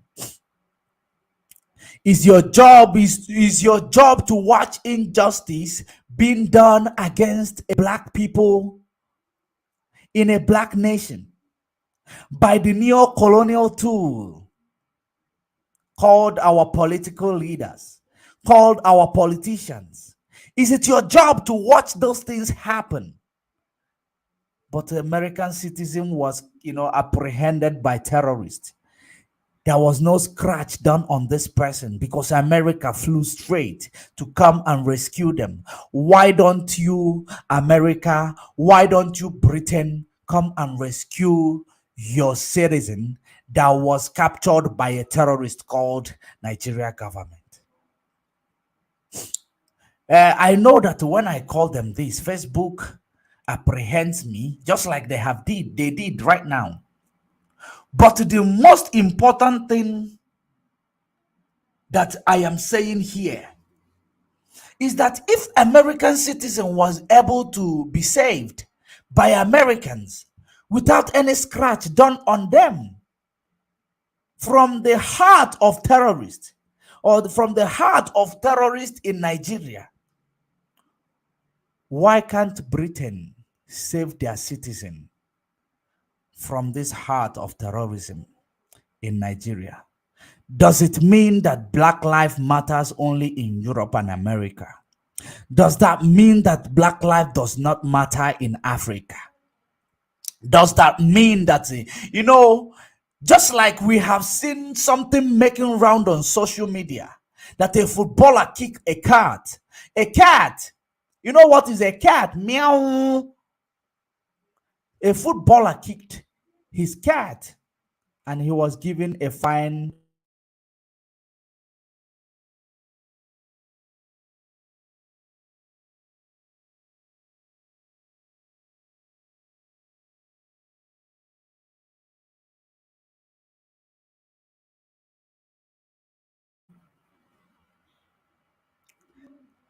He was given a fine. He was given a fine. A constraint came to my, Facebook or to my studio app just because I mentioned this news. But it is the truth. It is making round on social media. A footballer kicked a cat and he was fined more than, I think, 180,000 pounds or euro as a fine because he kicked a cat. And then Nnamdi Kanu was tortured in Kenya for 8 days. Rendition him back to Nigeria. There is no fine given to Nigeria. Nothing is being done about it. Nigerian leaders are moving freely, flying up and down from abroad, this place to that place. No one is brought in for questioning. British High Commission is there taking picture with the prosecutor to show you that British High Commissioner Catriona Lang is against their citizen that is being unlawfully prosecuted in Nigeria. What do you have to say? Black life matters when it's a black life in America. Black life matters when it's a black life in Europe. Cat life actually matters. A cat life matters because it's a cat from Europe. Matter more than the life of Mazen Nnamdi Kanu, a British citizen. Because I don't think British will give anybody their citizenship without them meriting to be the citizen or being a good citizen of the country. I don't think so.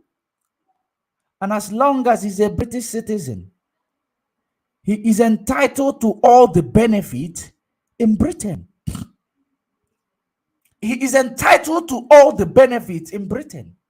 Why then is a British citizen being tried unlawfully, being detained unlawfully, never changed his clothes, unlawfully? They gave him a cloth to wear.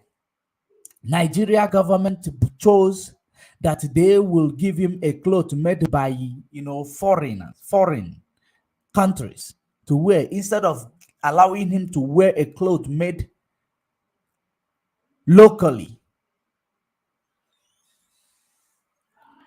Is there anything that we need to know that we have not, been exposed to? Is there anything that we need to do that the United Nations will understand that we have suffered enough in the hands of these tyrants called Nigeria prior 1960, which led to Ojukwu saying a person that is rejected will never reject themselves? If there is, give us a clue. Give us a clue, because we have suffered. Our children are dying. Our siblings are dying. Our relatives are dying in the hands of security operatives, which we always presented to the media. International community, you have not said anything. You have not given us any answers to our questions. Prior 1967, a war crime was committed. No one is held accountable. A crime is still being committed. No one is being held accountable.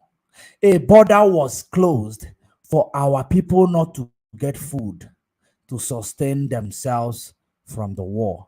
No one is being held accountable.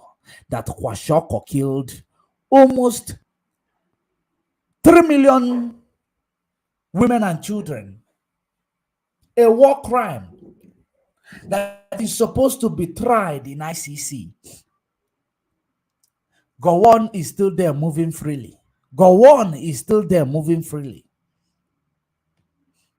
So, what exactly is going on?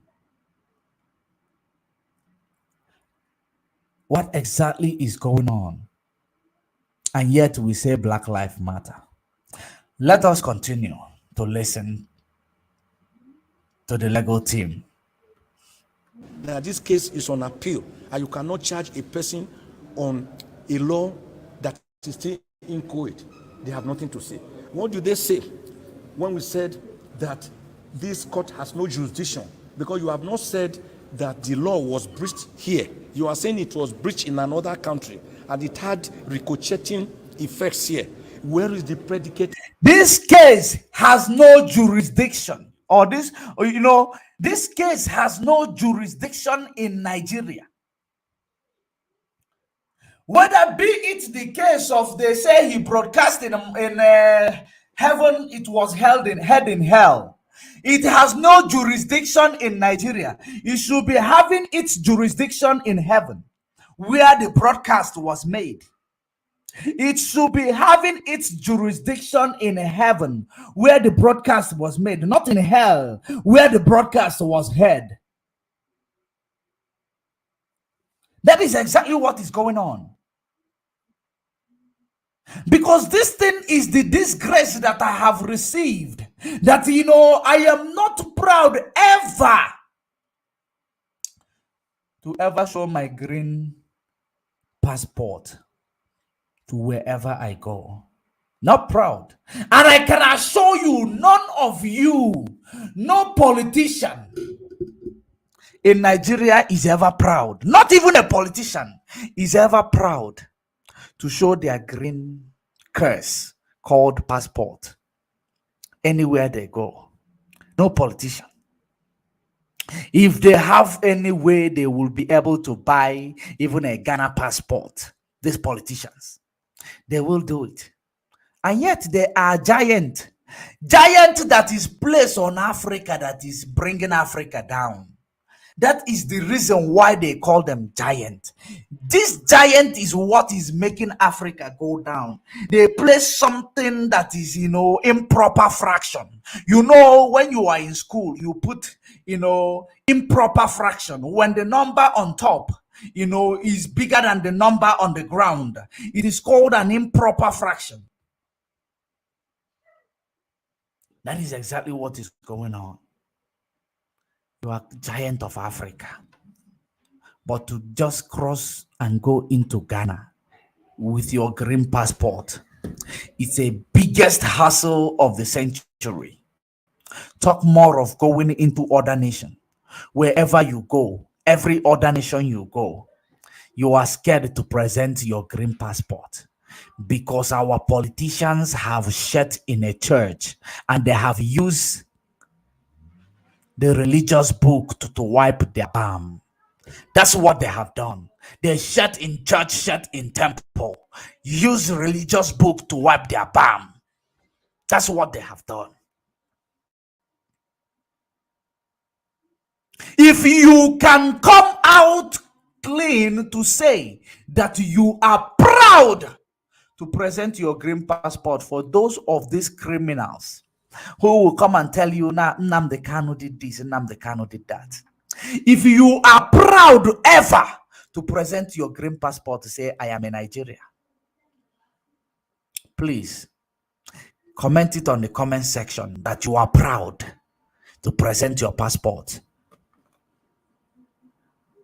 Comment it on the comment section if you are ever proud to present your passport of Nigeria to say you are Nigerian. That is the reason why when we get citizen, we tear that passport. We rather buy a visa to go there instead of using it. We rather buy a visa to go there instead of presenting that green passport for people to see where we, the contraption that we came from. Those who claim that, one Nigeria, including your politicians, they are not proud. And they can never be proud. What is good to write home about that country? Is it that they will come to someone's country and kidnap somebody and go and try them in Nigeria? That they will steal money. I am going to refresh. Just give me a second. Let me refresh. Because I see that they bring in a constraint, or rather reporting this video.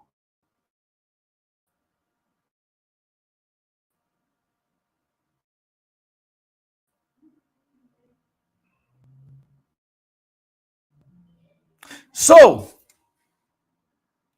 is it what is good about report that you may proud to call yourself Nigeria?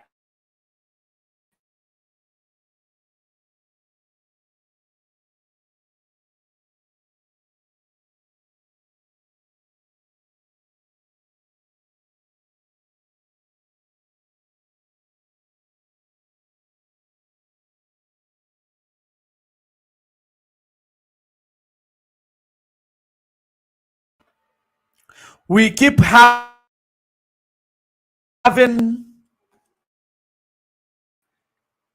having a drop frame.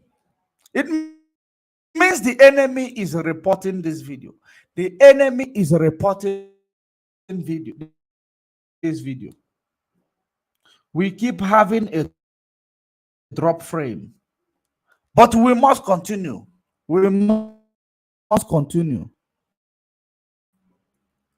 So what I am saying is that there is no human being in that contraption called Nigeria that is proud to present in the airport, I am a Nigerian. Because of the activities of your political class, because of the activities of your politicians, because politicians are the evil doers. They support evil. When you see them in the Europe, they can even start sharing money to people of Europe, sharing to them. But they will see people, their countrymen. Sorry, that's Europe. They will ignore. They want to see that tell you you're a good man, and you don't know that they know who you are. They know what you are. They know what you represent.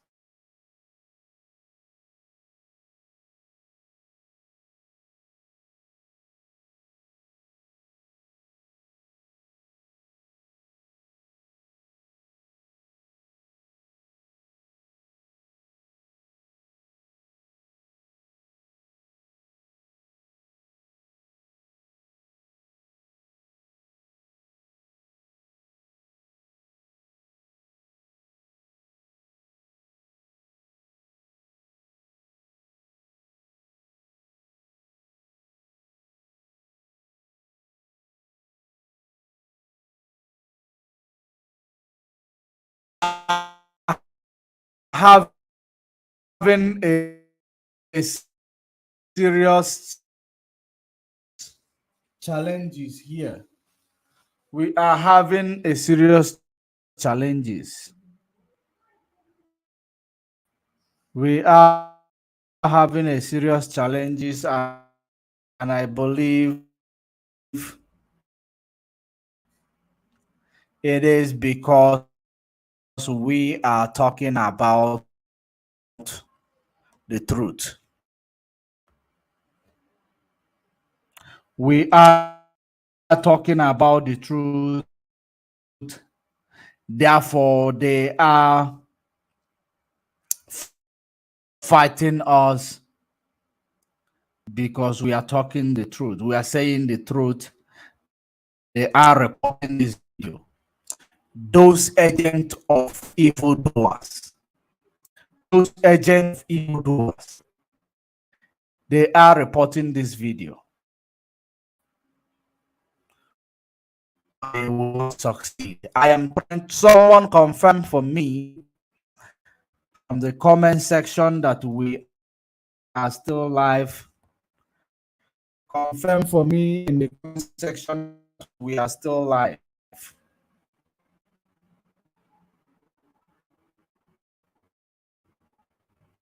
Meral. Meral.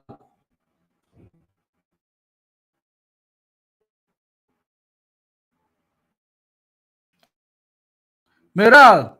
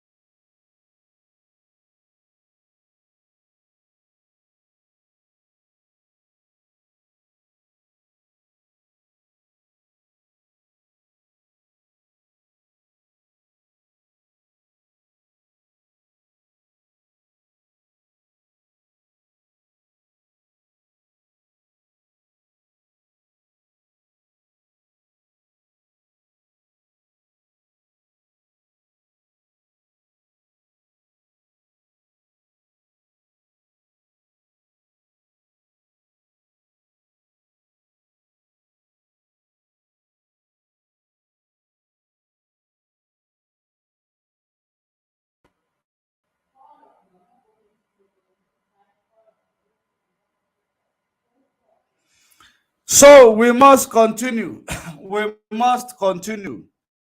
You are welcome back. I hope, I believe, and I hope you can hear me loud and clear.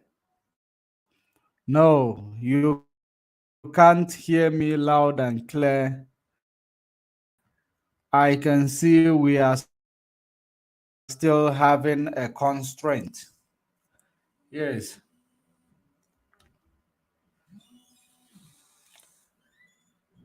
The caller, I am still grappling with some technical issues. I am still grappling with some technical issues. I will tell you when to call, please. I will tell you when to call.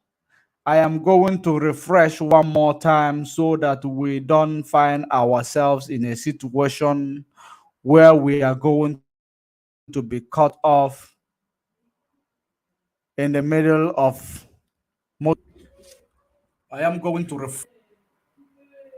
I will tell you when to call. I am not taking calls yet. I will tell you when to call. Even if you want, you can join us with the link I am going to post on the comment section. You join us and air your opinion. But for now, let me work on the network. Sure. Oh, you can hear me. Okay. You can hear me. So we must continue. But I can see the constraint is coming and going. It is coming and going. And the constraint is coming and going. I don't want. Let me. Okay. Let us proceed. Let us proceed. So let us start with playing the video. I believe because I talked about the truth that is hiding in the zoo. That is the reason why it is happening. That is the reason why it is happening. Because I know that everything is okay here.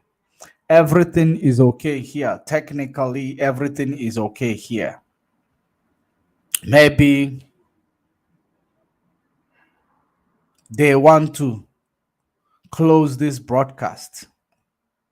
So let us continue. Are renditioned to Nigeria. They don't have a word. What do they say to the fact that this case is on appeal and you cannot charge a person on a law that is still inchoate? They have nothing to say.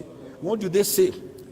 Do you know what he is talking about? He is talking about the proscription of IPOB. Here, he is talking about the proscription of IPOB. Remember that Mazen Nnamdi Kanu never said he is not a member of IPOB. He is not a member of a proscribed IPOB because the last time he checked, there is no law that say IPOB is proscribed because the law, the hearing or the case is still in the court. That they keep, ignoring the case. They keep ignoring the case because they don't see any.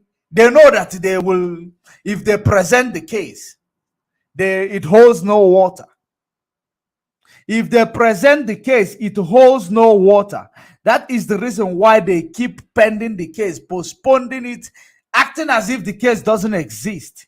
And yet, all the gutter media in the zoo will come and tell you that they proscribed, every time proscribed. If they don't add proscribed before they make any they say any news about IPOB or indigenous people of Biafra, yeah, it means that their news have not started. They must put it proscribed. The same case is still in court, but they're already calling you proscribed. But proscription paper is being served for bandits to be called a terrorist. I have never heard them call them terrorists or proscribed. They won't. Because they are talking about Fulani And we are talking about the Chukwu Okike Abiama, children of Chukwu Okike Abiama, Umu Chineke. That is the reason why we are called proscribed. Of course, in Europe and America, the case of proscription holds no water because they know that Nigeria is a joke. They should first of all proscribe, all these criminals that are going about cutting body parts of people, selling them to foreign countries in the name of policing, in the name of armed force. They should go ahead, proscribe Buratai for giving the order for Lekki massacre. They should go ahead, proscribe him and his organization for opening fire on the peaceful protesters in Lekki Tollgate 2020. Did they do so? No, they did not do so. They opened fire at peaceful protesters in Asaba. No news carried it. No news showed it to the world. Asaba massacre. They opened fire in Olo. It is not a news. They are killing our people in Osu, in Olo, in Imo State, under the watch of Hope Uzodimma. It is not a news. It is a propaganda for all they may say or for all they may, believe. It is a propaganda because it is being reported by a common man like me and you. It is not reported by a political class because the political class, of course, it doesn't affect them. All their children are in abroad. Their children they are in abroad studying, maximum security, living a 5-star life. Let us continue, actually. I'm saying it was breached in another country and it had ricocheting effects here. Where is the predicate offense, which is terrorism, which you did not charge him for? They have nothing to say. So everything they have here is hollow, and hollow. And that is why we are telling everything that they have there is hollow, and hollow. A very, very good, explanation to what they present in your court in Nigeria. Hollow, and hollow. Some cases that has no jurisdiction in Nigeria is being tried in Nigeria. And you tell me that Nigeria is a sovereign state that knows what it's doing. You take power, you give to Fulani, Janjaweed. You take power, you give to people, cattle real or cattle movers, nomadic people. You take power, you give to them to take charge of decent human beings, civilized people. What do you think is going to happen? What exactly do you think is going to happen? Nepotism going on all over the place. When you become a president, you make your wife a minister of petroleum. You make your cousin a minister of whatever transport. Nepotism is all over the place. How are we going to thrive as the people, common man, who does not have relatives in politics? That is the reason why I tell you, politics never did anybody any good in Africa, mostly in Nigeria. Politics killed us. Politics killed us under democracy. It killed us because they keep telling you there is democracy. When you speak, they tell you bring him to be killed. But there is democracy, there is freedom of speech, there is freedom of expression. When we express ourselves, Facebook will begin to attack us. When we express ourselves, when we try to expose the evil that is playing all over the place, Facebook, it becomes a problem for Facebook. But yet, there is freedom of expression. I say, because we expose the truth for what it is. We don't spice it up. We present it to you raw. That is it. Let us continue. The court to strike out the 15-count charge, discharge and acquit Nnamdi Kanu. And that is exactly what needs to be done. In the next court case, they must strike out the whatever, if they call it 100 count, they must strike them out. It holds no water. Is it a child play that is happening in Nigeria court justice system? Is it a child play? No evidence. You keep quoting. Treasonable felony, this and that, act of terrorism, act of furtherance, you keep quoting without understanding that there is no case that has basis without any evidence. There is no evidence to back it up because Nigeria is full of propaganda. I know you want to call. Let me round up with this. Then you can call in. Let me give it a conclusive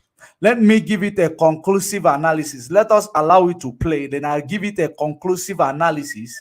I know you want to call, and some of you who want to come in to air your opinion, I am going to give you that chance. I know you want to call. Let me play this video to continue. The fresh air of Nigeria and let him go home a free man. So a quick one, you brought the issue about his glasses up in court that you're scared he may go blind. Could you give us an insight into? Yes, and also the clothes. About on the issue of popular. Yes, in 2015, when the trial first started,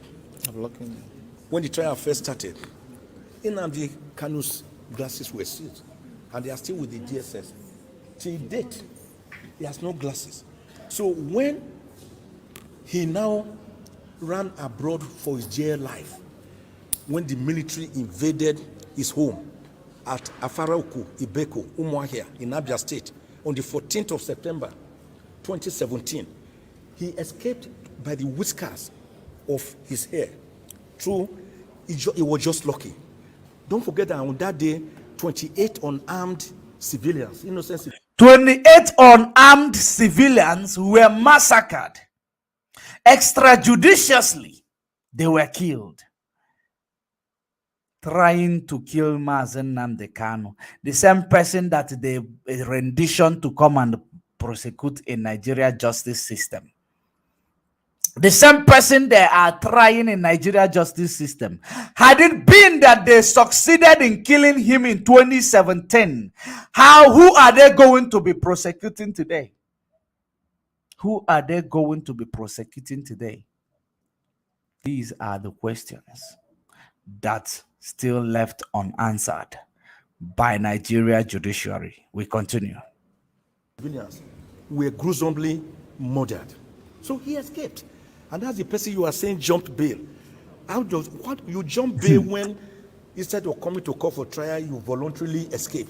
But when you escape, when you run away from death, that cannot be jumping bail. Nnamdi Kanu would have died. So when he now went to London, where he's also a British citizen, he had another glass, which again was seized from him and broken when he was captured in Kenya like a common criminal and forcefully renditioned to Nigeria. So today he has no glasses to use. So the court now has ordered the DSS to ensure that he gets his glasses. Then on the issue of clothes, if I'm here, Ejiofor, pay very, very good attention to hear the issue of clothes. Because when we talk about Nigeria being against Nigeria produce or Nigeria being against its branding, those are the people who are going to lead us into civilization. Those are the people who is bringing civilization to us. They are the same people who want to bring us the revolution, industrial revolution. They tell you 4IR. When 5G come out, they're first to launch it. But they don't promote what they have. Pay very good attention. Remember, there's, confiscated Mazen Nnamdi Kanu glasses. His reading glasses. They confiscated it. Those are the things they stole from him. They just stole it from him. Because probably one of the security operatives, they love it. They like it. They know they believe it's very expensive. They stole it from him. Because, of course, what is going on in the zoo. Let us continue. Pay attention to hear what I was lamenting. To hear my lamentation from the inception. And the younger brother of Nnamdi Kanu and others have taken close to him 3 times. And they will refuse to take the clothes. It's today we are hearing for the first time that the reason is that one of the clothes had the motif of a lion. That is a lion. Did you hear that? I hope you paid attention. Because the cloth has a branding. Like, animal branding or Ishago, what represent our religion. What represent our religion. That is what the cloth is all about, and that is the reason why. Because it is made in Biafra land. Because that cloth was made in Africa by Africans. That is the reason why Nigeria court rejected it. Pay very good attention to hear it. This is the same giant that is going to, in fact, let me not talk again. Let's finish this broadcast. We all know this Ishago, this Ishago clothes. I have some of them. Some have elephant, lion, tiger, giraffe. Some have cock. Some have antelope. So it wasn't meant to intimidate the court or to make any point. So we are hearing today that they won't want that kind of clothes. And the court has made it clear that it is better, instead of wearing a cloth that has that motif, he should wear plain clothes. The design of which is still left to him. It should be plain. It could be black. He should wear plain clothes. Plain clothes is what? What is plain clothes? Because the type of clothes mostly that we manufacture is a clothing like that. He should wear a plain cloth. Why did they not take him to correctional facility from the beginning so that he will have access if there is a uniform in correctional facility to wear? Now they brought him a cloth.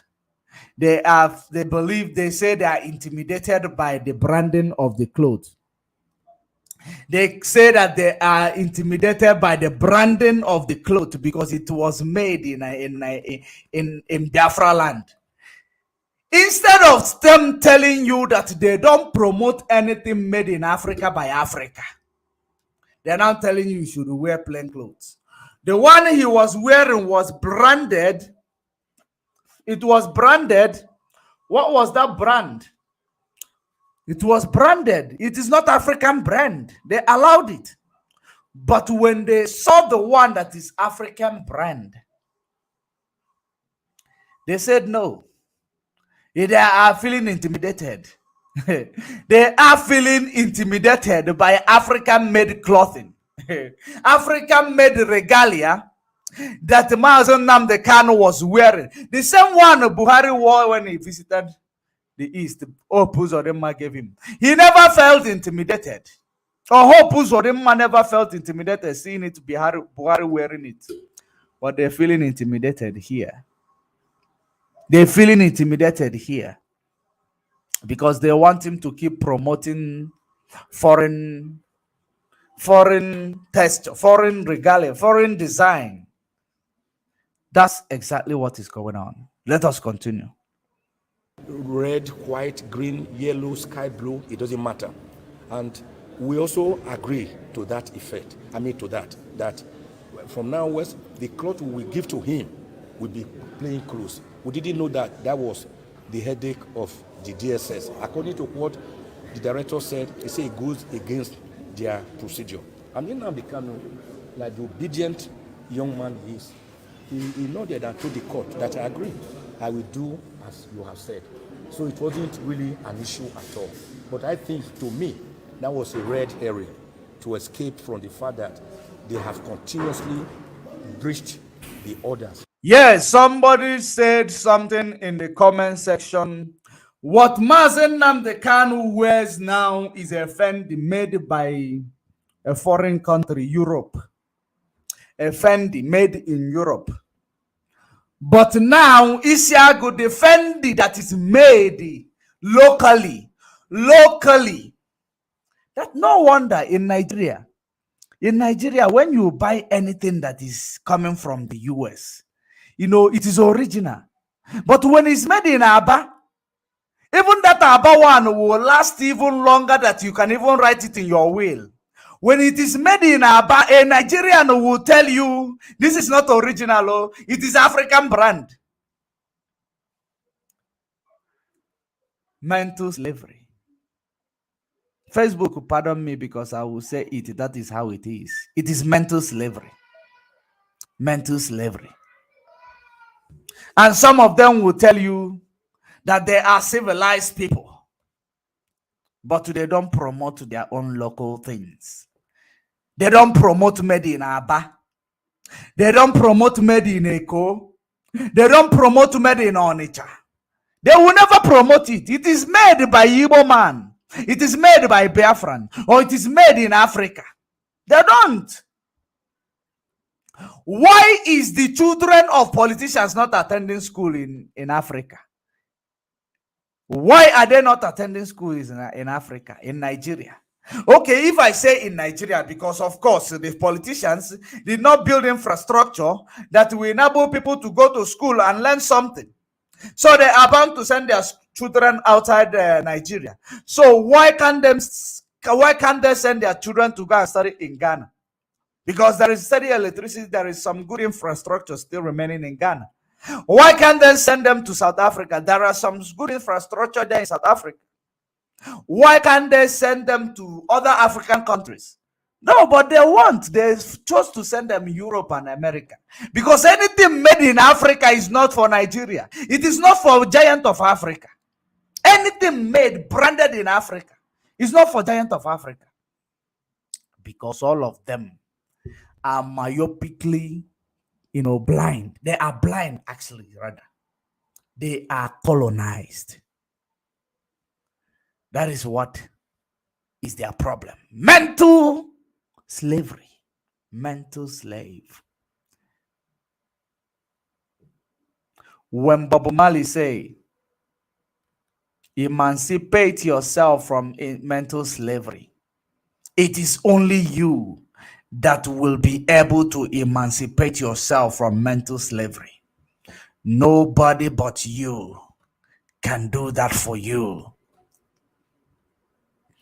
And yet, we don't learn. But when you see average, political class, they will be playing Bob Marley. When they finish puff their weed, they will be playing Bob Marley. You think they are learning something? They are learning nothing. A problem of a black man, a problem of African man. They will never, ever try to promote themselves. That is the reason why when these politicians go to Europe, they will be, being good to Europeans. They will not see their African people or people from their countries that is suffering all over the place. They will not. That is the reason why they cannot allow him to wear a cloth made in Africa. But they can allow him to wear a cloth made in Europe and America. Let's continue. Of this court to allow him have his clothes. So now I've directed Ifeanyi Ejiofor to provide other clothes for him that do not have the motif of a lion or a tiger. So it could be another designer wear if he has another one, because he has been using one cloth since June last year. That is not good for any human being at all. The repetitiveness alone is itself a problem. When you continue to wear the same cloth, it is not good for his psyche, it's not good for his psychology, it's not good for his mental health, it's not good for his physical health, it's not good for his psychological health, it's not good for his spiritual health. And the reason why you are hearing the senior advocate mentioning that leaving him with one cloth is not good for his mental health, it's not good for his physical health, it is not good for his well-being in all ramifications, because they want to mentally drain him. They want to, they are dealing with his brain fog. They are dealing with his brain fog. They will know if they are going to make him lose his brain. That is exactly what they were doing. But they don't know that he is a supernatural man. He is a supernatural man. That is the reason why they are not able to break him, even up until now. They are not able to break him, and they will never be able to break him. Of course, they will never ever succeed in breaking him. These same people are the same people, that will come and tell you, one Nigeria, but a traditional attire, which means they want us to abandon even our tradition. They want us to abandon our tradition. They tell you they feel threatened with your traditional attire. But Buhari never felt threatened with it when he wore it. Even wear jumper. He never felt threatened with it. But the DSS, who carry guns all over the place, they feel threatened with it in the DSS dungeon. Let us continue. It is laughable. It is laughable. We must keep practicing our tradition. In fact, everybody must start sewing and wearing isiago. Everybody should start sewing and wearing isiago. Everybody, you should now move a campaign. You should start wearing isiago. That is how it is. today, I believe that the director... It is our tradition. It is what we are. We can never be deprived of practicing our tradition. We can never be deprived of being supportive to what we are, to our people who manufacture those clothes. He who is rejected will not reject themselves. Who was in court will carry out the instructions of my Lord when we bring a different set of clothes to him. Thank So you. I want to just say this finally, that we had a wonderful day, and that the finger of God in Exodus 8:19 is on this matter. I want to emphasize Lamentations 3:37. Who is it that speaketh, and it cometh to pass, if God has not commanded it? I want to again put forward Genesis 18:15, which is replicated in Jeremiah 32:27. Behold, I am the God of all flesh. Is there anything too hard for me? We have handed over this case to God, and God, that same God who parted the Red Sea for the Israelites to pass through and close it against Pharaoh and his Egyptian terrorists, is still alive, healthy, and well on the throne. Thank you. And that is how it is. We have handed our problem to Kabia, and he will keep dealing with them, just like he's dealing with Abba Kyari now. Just like he is dealing with Abba Kyari today, he will keep dealing with them. Onye isi ụlọikpe enyere n'ikpe anụ aka ọ gazie na April, ụbọchị 8 na April, ebe a ga-ekpebisi ma ga-aga n'iru kpee ikpe a ka ya tupu ya n'iru. Ma dịka ọ dị ugbu a, unu gara na BBC News Igbo echi maka ihe niile si gaa na ikpe tata, gaa na bbcigbo.com ugbu a, ị ga-afụ ma onyonyo ma foto niile ihe niile gbanyere ikpe tata. Mana ka o si aga n'iru tata, na-ekele unu maka isonyere anyị. anyị ka nakwa n'iru na-eche anyị ka na-echekwa ịma ma anyị ga n'olu ọkaiwu Ejiofọ ka ọ gwa anyị okwu gbasara ka ikpeazụ ka obi ya dị nke ikpeazụ gaa tata. Ndewo.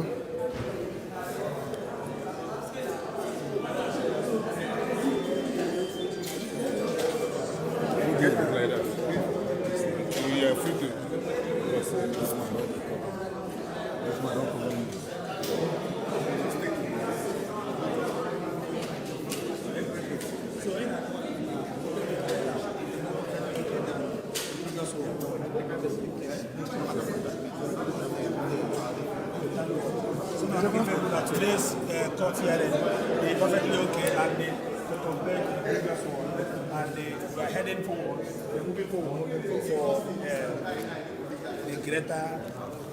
So where the news? Okay, we just need to when the man address again at page, and address because what I can pass it, COVID began everything. Oh, wonderful! It went well, and application challenging the charge, competence of the charge, and jurisdiction of the court was taken today, adjourned to 8th of April for judgment. Of course, in that application, we raised fundamental issue the court actually requested to look into, taking some time to look into it because we raised a number of issues, challenging even the laws they relied upon on the framing the 15-count charge. So it's coming up for ruling on 8th of April, and we believe that day will be the end of the case. Thank you so much. What's your expectation on that 8th of April? We're coming here on 8th for victory, and nothing less than that. April 8th just for victory. There's no charge before the court. No, of course, he's delighted and in firm spirit. Thank you. Thank you so much. Ọkaiwu Ejiofọ ka ọ gwara anyị na arụdị Nnamdi Kanu na ha na-enwe olileanya na ikpe a ga-agbụ n'Epril, ụbọchị 8 n'Epril. Dịka ọ dị ugbu anyị ka na-enwetakwara n'aka n'ọdịka. The case is adjourned to April, 8th of April. The case was adjourned to 8th of April, which I believe should be the final judgment or the day they're supposed to bury all this nonsense, baseless things that they have presented to the public. Because it is shameful.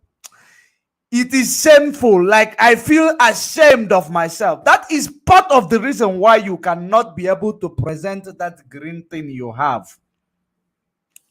The reason why you cannot present that green thing you have, it is laughable.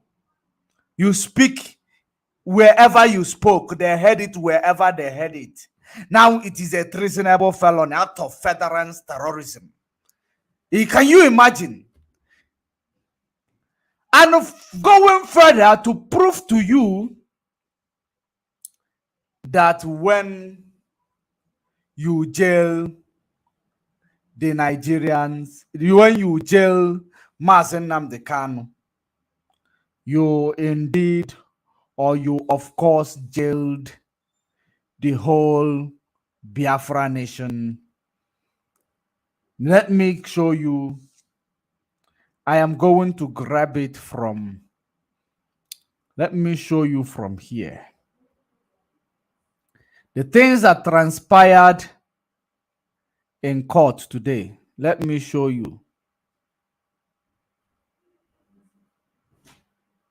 The things that transpired in court today.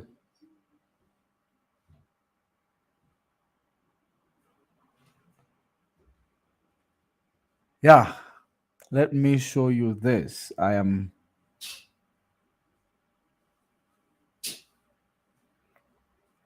Let us see what exactly.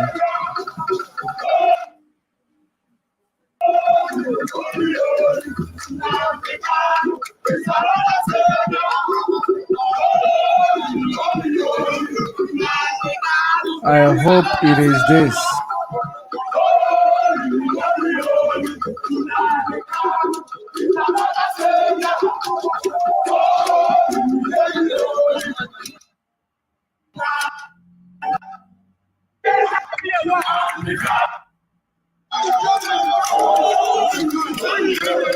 This is a good evidence to show you that what transpired today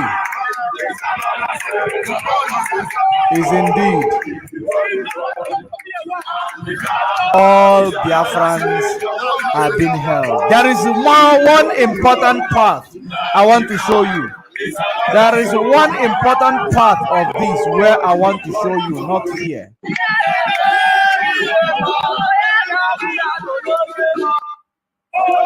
Let me keep pushing it. This is the most valued traditional music of our people. This represents whom we are. So it is all Biafra people that are in prison. That is the reason why a lot of them will actually travel, with a bad road, terror attack on the road from the eastern region to Abuja, which is like, 8 hours to drive. 8 hours to drive, more than 500 kilometers. More than 500 kilometers plus the bad road. They traveled, including, let's keep pushing. Ọ hapụrụ ọ nọzi ebe a ugbu a na ndị nkwado ya niile juru ebe a ọtụtụ n'ime ụmụ nwaanyị ndị ahụ nọ n'ebe akwa ha nọ yipụcha akwa elu ha akwa ha na-esi ezi na-egosi egosi nke a bụ iji gosipụta iwe mgbe ọbụla nwaanyị Igbo mere. Do you know that our elderly women today wanted to go naked to show to this zoological republic called Nigeria how serious they are? That they are the ones who are being jailed in that DSS. They are the ones who is being held captive in that DSS. That is the reason why they all came out and they, presented to them. Let us see it ourselves. Let us see if it is not this one. They remove all their wrappers. They remove all their clothes.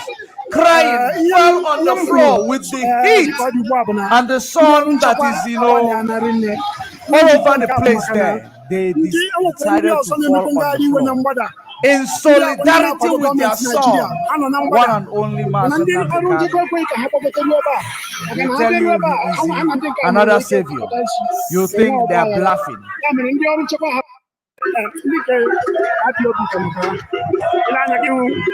We are going to get to it. This is our mothers. This is our mothers.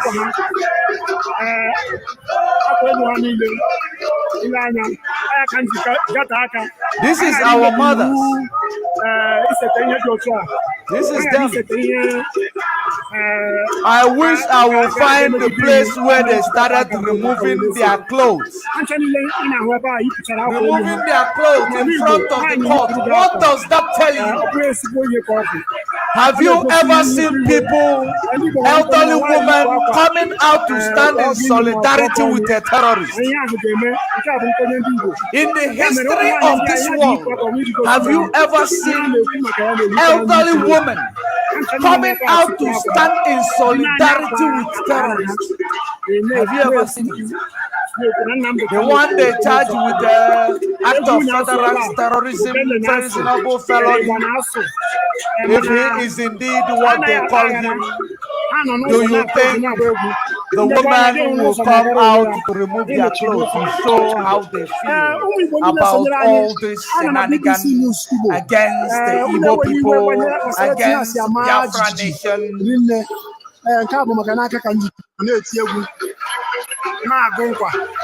We're going to look for those videos where they... Let us see. Federal High Court dị n'Abuja ọ chọrọ ịchụsa ndị ọdịka ụna ka ọ na-alara onwe ya. Nnukwu ụgbọala na ebe a kemgbe ekweghị na ndị a na-eme ndị uwe ojii ọkacha let us look for that video. Let us look for that video. So why you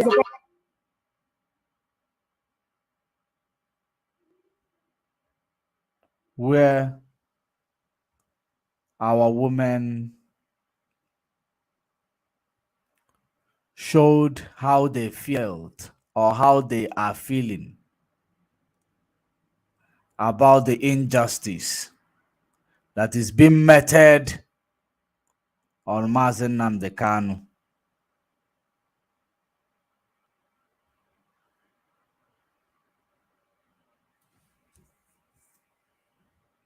Let me see if, yes, this is it. Let us bring it to your screen.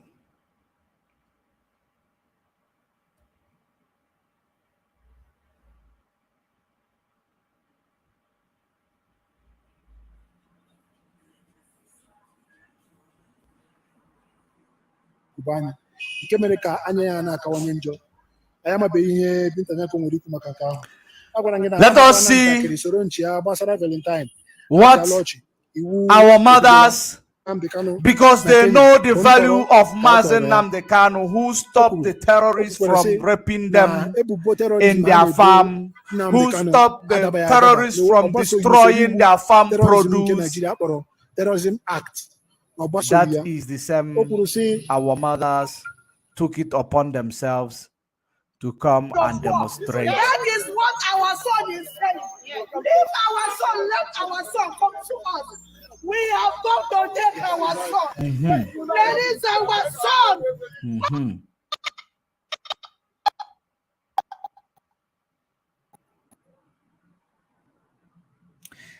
The video is actually still live playing. That is the reason why you will see this crack. It is still live playing. I am just grabbing it from the live, event.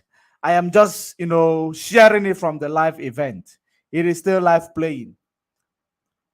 They say that the zoo government should release their son. He committed no offense. He committed no offense known to law. He only asks for his freedom. That's the only offense he committed.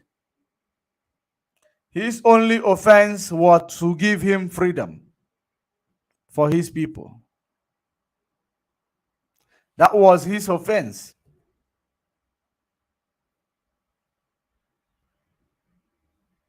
Our son, let our son come to us. We have come to take our son. That is our son. That is our son. He committed no crime. Self-determination.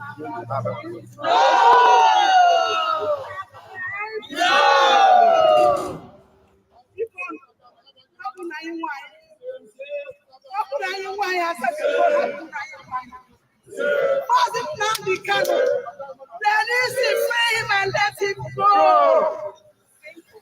His self-determination. It's not a sin. The whole wide world knows about it. In Europe, in England, in US, even human rights, they talk about self-determination. You should leave our son. Why should our own be different? I don't know. Why should our own be Is different? our own different? No, because we are Africans. We are black from Africa. Why is That our is the reason why it is different. Because of oil. Free our son. Because Free of our oil. son. Free our son. Because of oil.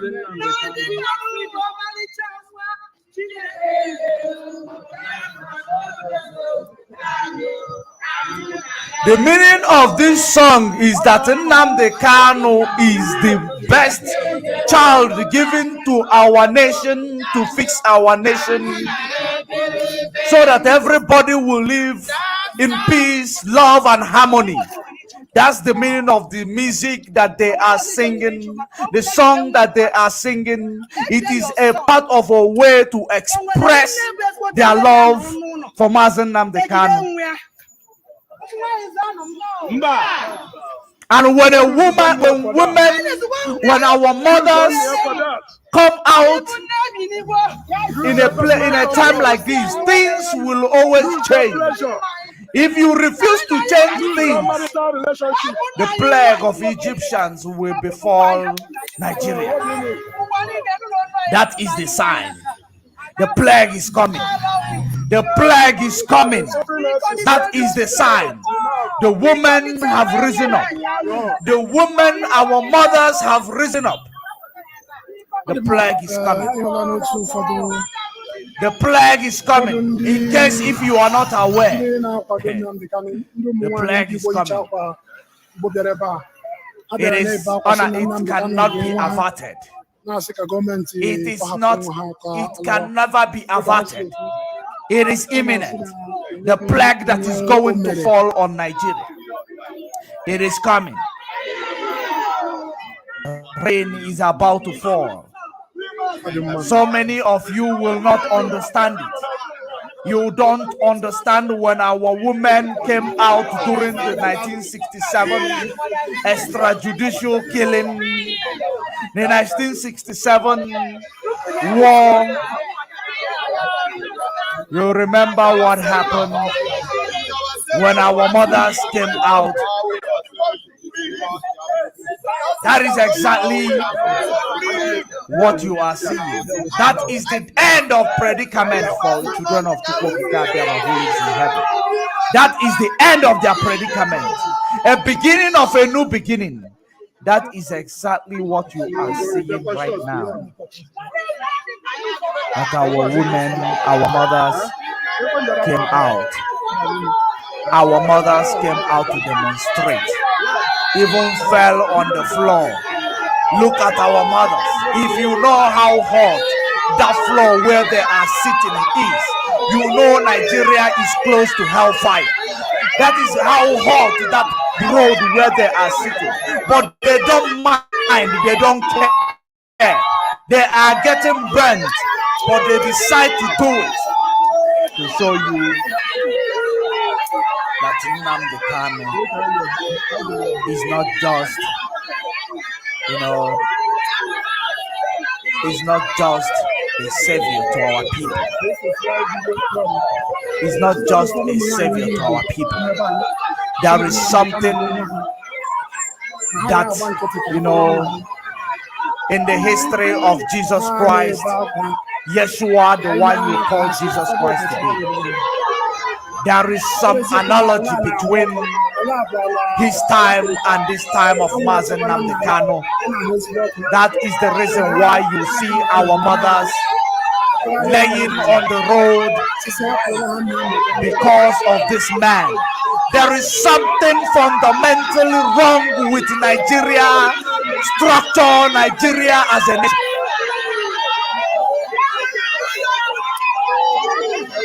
We are going to see what happens in the next court. If they don't finish this case in the next court, that means that plague that is coming is inevitable and it is imminent.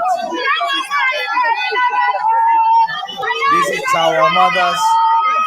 They removed their scarf, they removed their wrappers, they fell on the floor, calling on the imposter in Asorok to release their son who has committed no crime, that his only crime was to give a referendum to our people to decide where they want to be. Because of injustice, and remember they gave birth to this person. They gave birth, they created this person that they are prosecuting today. If they, after the war, they brought equity, fairness, justice, I don't think there will be someone known to be another savior, to be called another savior today. That is exactly what is going on. That is exactly what is going on. If you cannot hear the voice of our mothers, Bintanyaku, I know you will be where you are. You are going to watch whatever that transpired today. You are a mother yourself. If you cannot hear the voice and the cry of our mothers, and make this case disappear, because it is in your within your jurisdiction to make this case that holds no water, that has no base. It's a baseless case, because you will get your reward. You will get your reward from Chukwukabiyama, who lives in heaven. You will get your reward, of course, for being the most significant judge coming out of Nigeria. And for those of you who are talking rubbish that our lawyers and our legal team, that they are compromised, of course you have no idea. I am going to actually leave this one here. I am going to leave it here. Those of you who believe that our legal team is compromised, because you have no idea as per what you are saying or what you are doing. Because of course, every lawyer, this, like I said, that this is the biggest case that ever played in Nigeria, that the whole world is interested in this case. That is the reason why every judge that is presiding over this case, she or he will determine if they will take him good in the world ranking. Likewise, any lawyer, any legal person that is in taking care of this case, he or she will determine whether the world will take him good. You know, because in a case like this, it's a case that will bring anybody that participates in this case until the end and get a result out of this case. That is the reason why there is no way our legal team will be compromised, because this is what they studied to do. This is their profession. And when they win this case and they emerge victoriously, of course, you know, they are going to be a hot cake. They are going to be the hottest legal team across Africa, that the whole world is going to recognize. Just like you might see that the whole world is not watching, they are watching what is going to happen. Of course, some of them will be saying, let the dead bury the dead, as long as it is in this OG Black Africa. It does not matter. That is exactly what they say. So now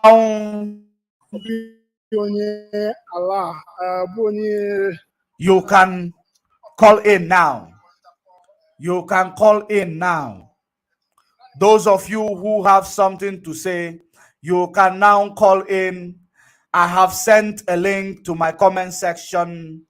If you want to join in live broadcast, you can click on the link and usher yourself in. If you are watching from YouTube at Judge Money Blog Africa, you can click the link as well from YouTube, from the comment section, and you can usher yourself in, and you come and tell us what you think in the case proceedings that took place today. you are welcome to come and air your view. Those people who has been calling, it is now time for you to call in. Let us hear your opinion. Maybe it might be different from my own opinion. That is the reason why I want to hear yours, because I believe this case is finished. In my opinion, this case is finished. This case finished today. 15 count charges. They are actually going to this, think about how they will present to you that this case is finished. It is dead and buried. It is dead and buried. That is exactly what, I can see. And that is exactly what's supposed to happen on the 8th of April, even though that date is very far.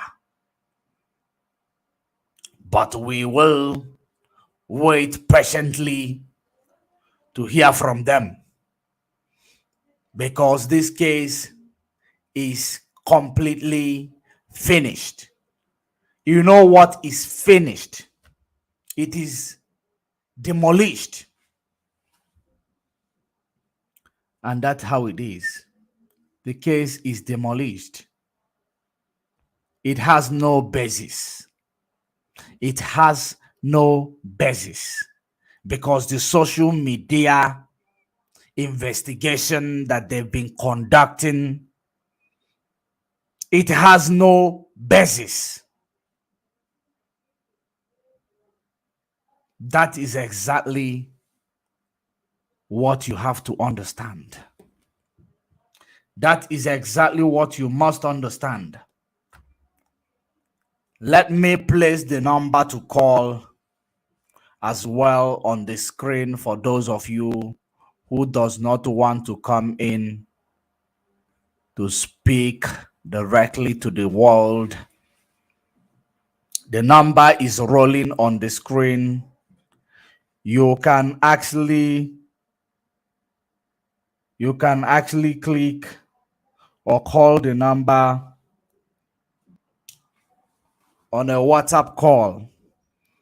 You can call the number on a WhatsApp call. You can click the link to join this broadcast. If I don't get any call right now, I am going to move to something else.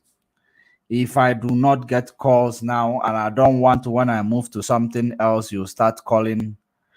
Okay, we have somebody. Yes, welcome, Benjamin Franklin. Welcome. Yeah, Chineke, thank you so much. I greet you. In fact, it just do justice to that analysis. Thank You you say very it much. all. Thank you say very it much. all. Our leader have no case to answer. Of course. So I think my message, what I want to say, I want to pass message to the judge, Bintanyako. Go I want ahead. to pass message to him, He is listening. I do understand that there is a case around his family. I do understand that his husband and his son have a case to answer. And the federal government want to trade him with this issue. She should do herself a good, and let the law take its place. It's better that Nigeria government we just indict his husband, his son, than she herself to be also indicted in this issue. It's better that she allowed the law to take its place, because first of all, she have to ask the Nigerian prosecutor how did Nnamdi Kanu came into Nigeria. Extraordinary rendition is international law. No? So the best thing for her to do, the next court case, she should just Let the law take its place. It's better that she's come out 100% okay than to dance to the truth of Nigerian government. At the same time, she herself, his husband, his son, it all go to garbage. It's not good Of for course. her. No, so the best thing for her to do, she should let the law take its place. After all, this government have less than 2 years. It's not up to 2 years. Let's say about 14 months to go. No, so the best thing she will do. Yes, I have studied this case. I have studied this case. Mazi Nnamdi Kanu, please pack your luggages and go home because there is no evidence. It is happening on the 8th of April. Yeah, there is no And evidence. that is when you will see Malami coming to the media again. You know, there's no evidence. How can you go to Kenya and bust somebody in without no due process? How can Nnamdi Kanu be in Nigeria while his passport is in Kenya? The same question. You know, so this thing is just a simple thing. You know, the woman should do herself a favor and just pass this judgment. The history will remember him. That's what she is going to do. I am quite optimistic about her. That's what she is going to do. The history will remember I believe him. she will do it. You know, so that's what I see. Thank you, brother, for your analysis. We appreciate you, brother. You know, thank you so much. Thank you. Thank you very much. Yeah, bye. Yeah. Bye. So that is for our first,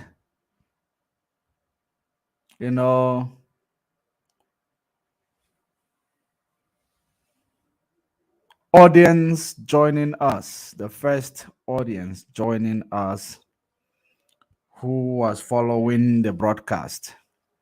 So if you are calling, let me read some comments here. Actually, let me read some comments while I am waiting for your call. I don't know what they are doing with the lawless. Who is lawless woman winter? This federal level is lawless. So what's the need waiting for law to take its place? We don't have law at the federal level. You know, what I can advise you is,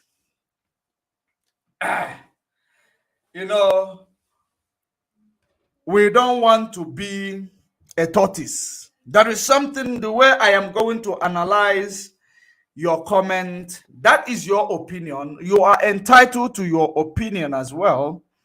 And that is how you feel. So, but there is something I want to tell you. Nigeria does not have a justice system. Of course, the whole world knows. The whole world is aware of that.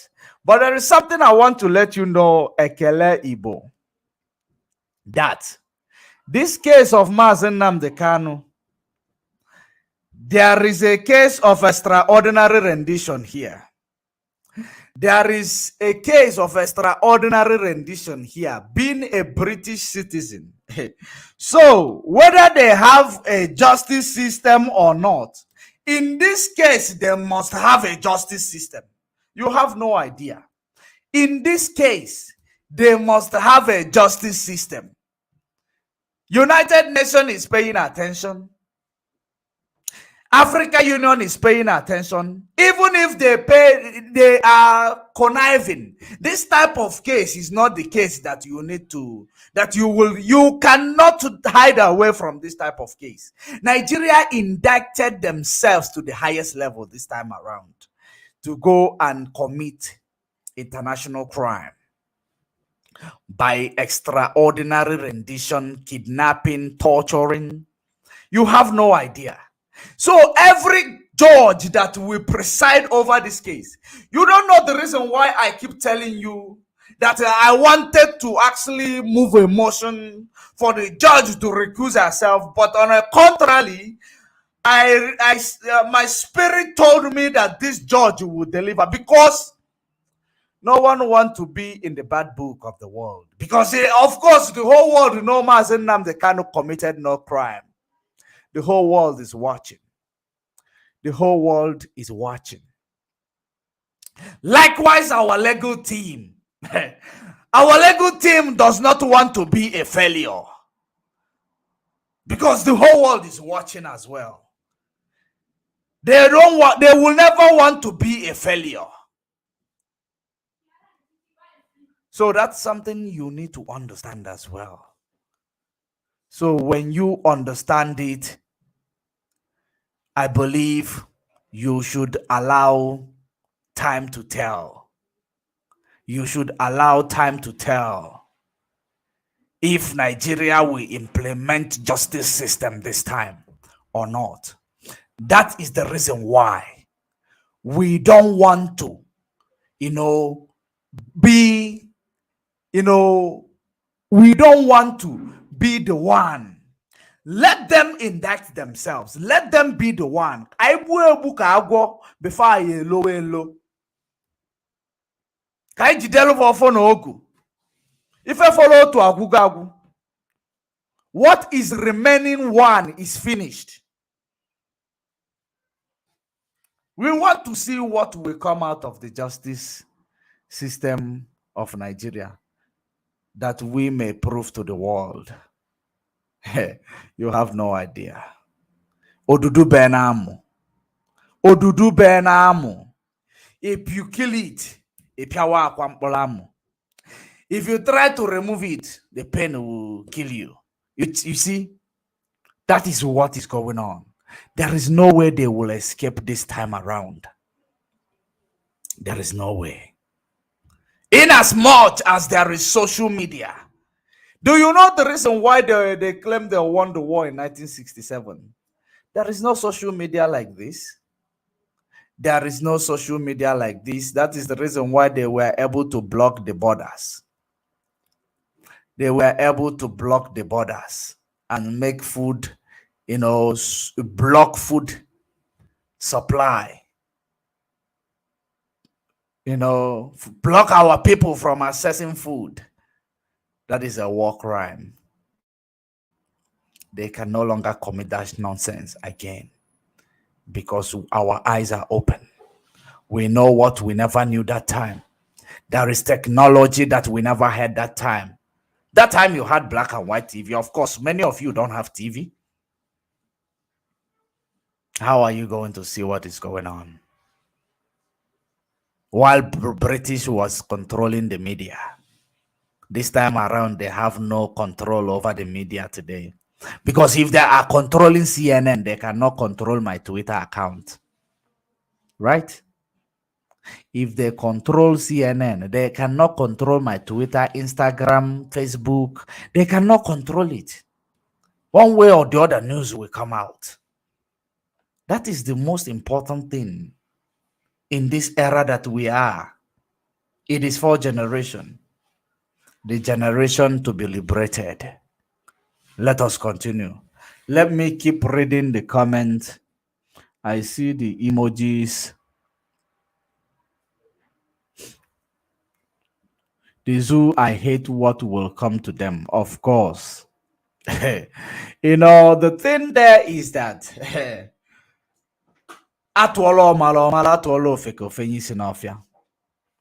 when we tell you, if you hear it, you mend your ways. If you refuse to mend your ways, you keep wallowing in your ignorance. Rain is going to fall in Nigeria if they don't start, preparing for that rain. That is a natural rain. It is not it's not like we are going to bring a war. It is a natural rain.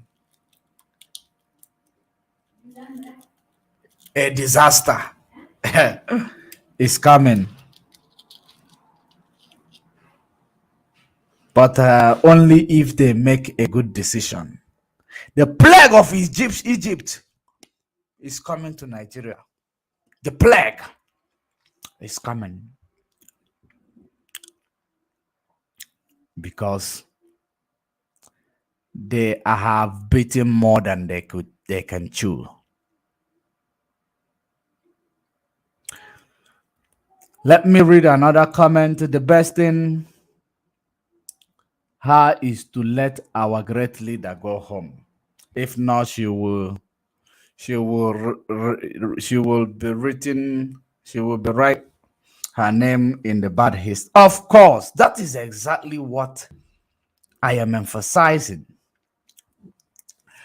You know, right now as we are speaking, right now as we are talking, I want you to understand that there is good book right now, there is bad book. There is a book of history. Bad book of history, there is good book of history. The judge is up to the judge to write her name in the good book of history. It is up to our legal team also to write their name in the good book of history, which I am very, very optimistic that they will make a good decision. That is, regardless of all this shenanigan, I am quite optimistic. And we are going to see it when it happens. Just remember that I said I am quite optimistic.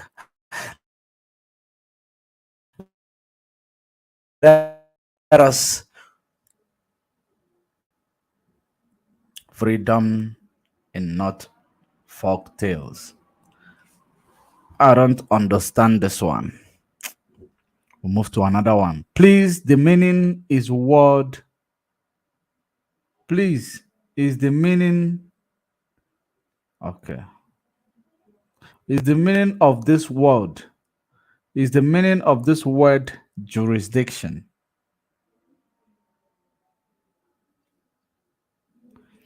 Please, is the meaning of this word jurisdiction? I don't understand what you mean. I don't by jurisdiction.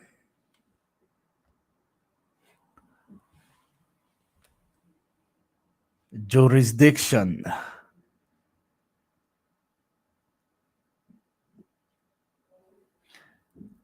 Let's see. Let me read that comment again and see if I will pick it up.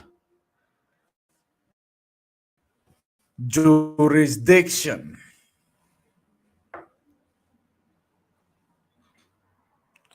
What do you actually mean by, please, is the meaning of this word jurisdiction? Are you trying to say what is the meaning of this word jurisdiction? Is it what you are trying to say? Are you trying to find out the meaning of the word jurisdiction? If you are, right again, then I will tell you what is the meaning of the word jurisdiction. Please. There is someone who wrote here, please, is Kanonta a member of DOS?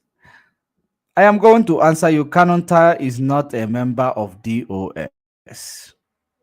He is not a member of DOS. And what is your reason for asking? What is your reason for asking if Kanonta is a member of DOS? You should tell me your reason to ask, for asking this question.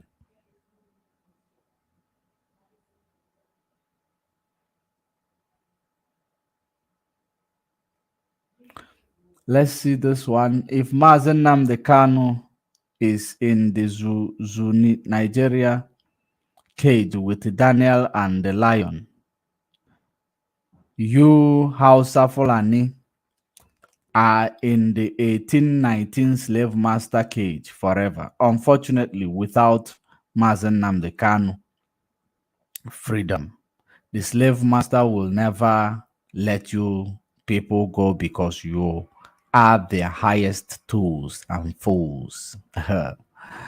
I agree with you. I agree with you. No two ways about that. I agree with you.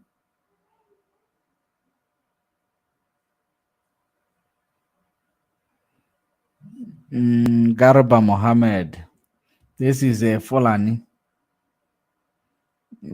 This is a Fulani. Garba Mohammed. And I am going to make you not to come here again to talk rubbish. Fulani's slave. You are a slave. That's what you are. Bingo. You will never comment here again. Bingo. The biggest bingo of the century. Wearing Isiago will not be a problem for we the Igbos, but watch and see how expensive the price will automatically change from this moment. Every opportunity in Igbo land is money, despite the condition of Biafrans. Ikegwuru, Obitex. You know, myself, I don't like to roll based on my premonition. I don't like to roll based on my premonition because this is a premonition. It is not a fact. It is a premonition. And I don't agree with you. I do not agree with you. You might, that is your personal opinion, which you are entitled to your opinion. But personally, I don't agree with you. We are going to cross that bridge when we get there. But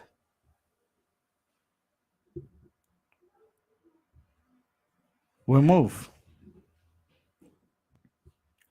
Autopilot leader noticed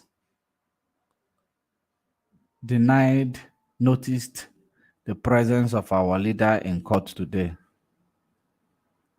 Autopilot leader noticed the presence. I don't understand what you are saying. Maybe you should be more clearer that I will understand. Because I want to touch on every comment in this section. He has been dealing even with the infiltrators and moles.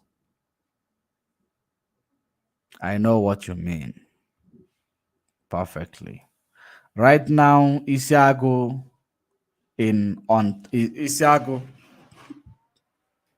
is going to trend. Right now, Isiago on trend, or Isiago is going to be trending.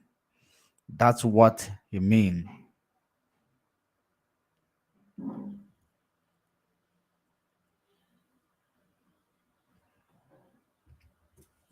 Let's see this.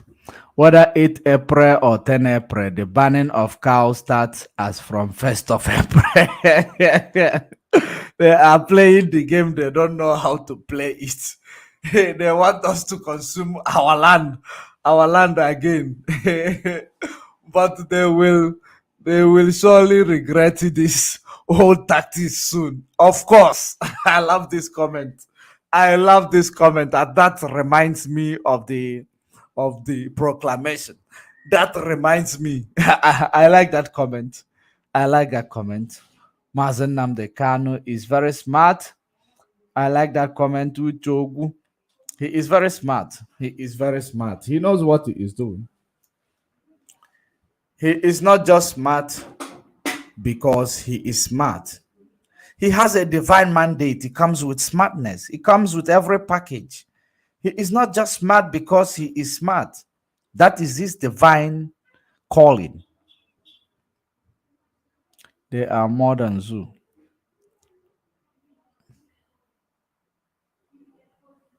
Isago is typical Igbo Fendi. They never see anything yet. I like that. I like that. Gaius Waiwu. Gaius Waiwu.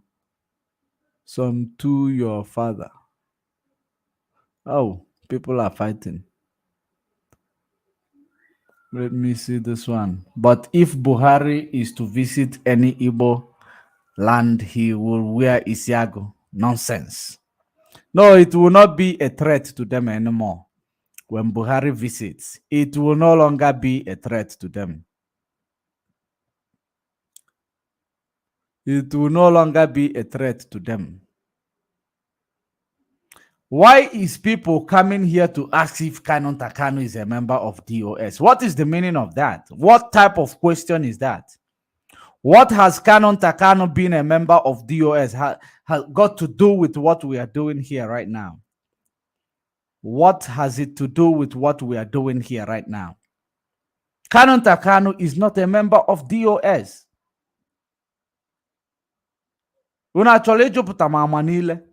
What exactly are you heading at? Please explain to yourself. One day, because I am not autopilot. Autopilot, oh, you misunderstood my comment. Huh.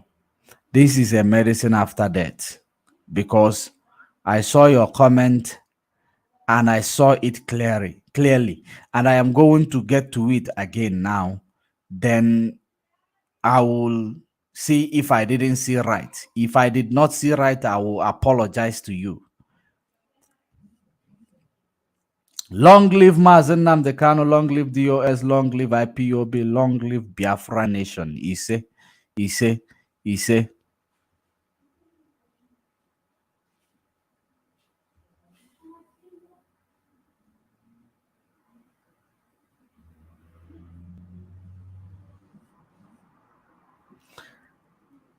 My advice to Igbo politicians is to support Biafra restoration. Failing to cooperate, everybody will go down.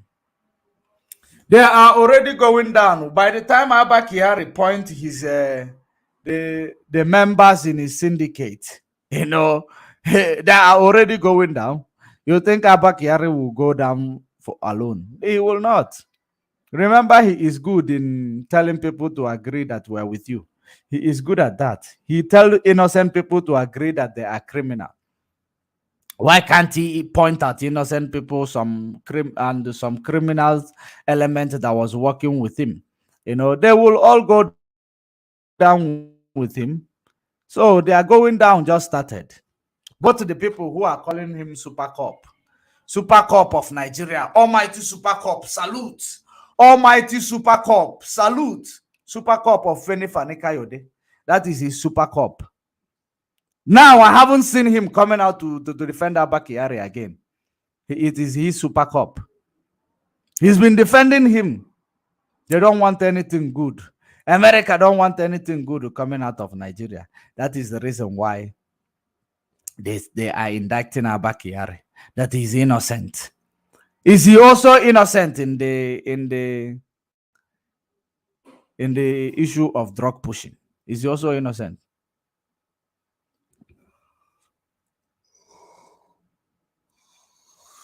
For if Biafrans are ready for freedom, of course we are ready for freedom.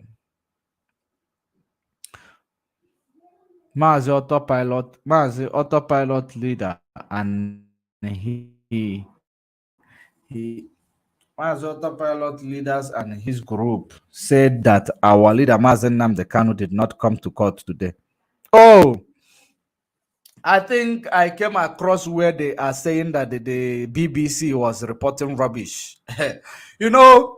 They are good with their conspiracy theory. They just want to act like they got the information. That is their problem. They always act like they got their information. They got information by deceiving all of you.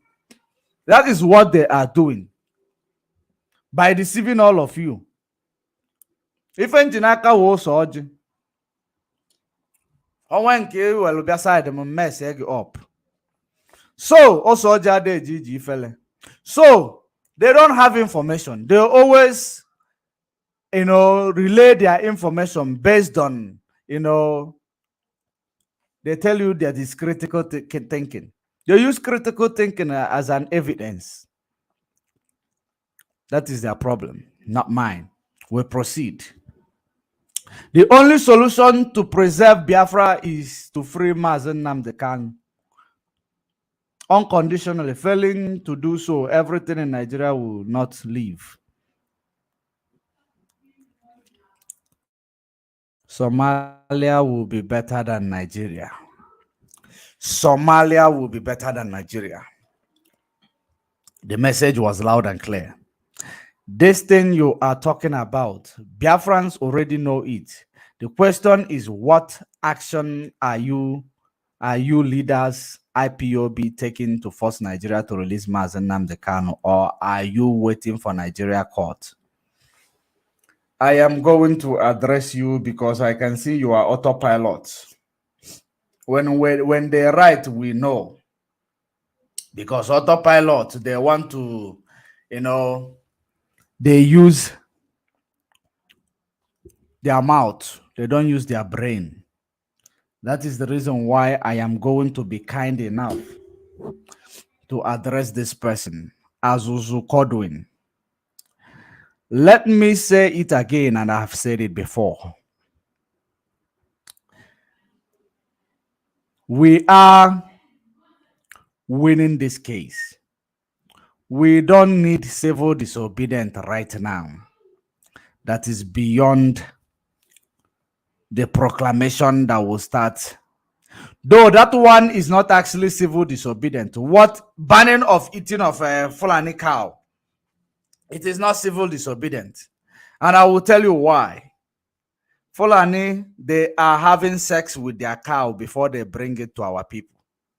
And we don't want to start eating the semens of Fulani.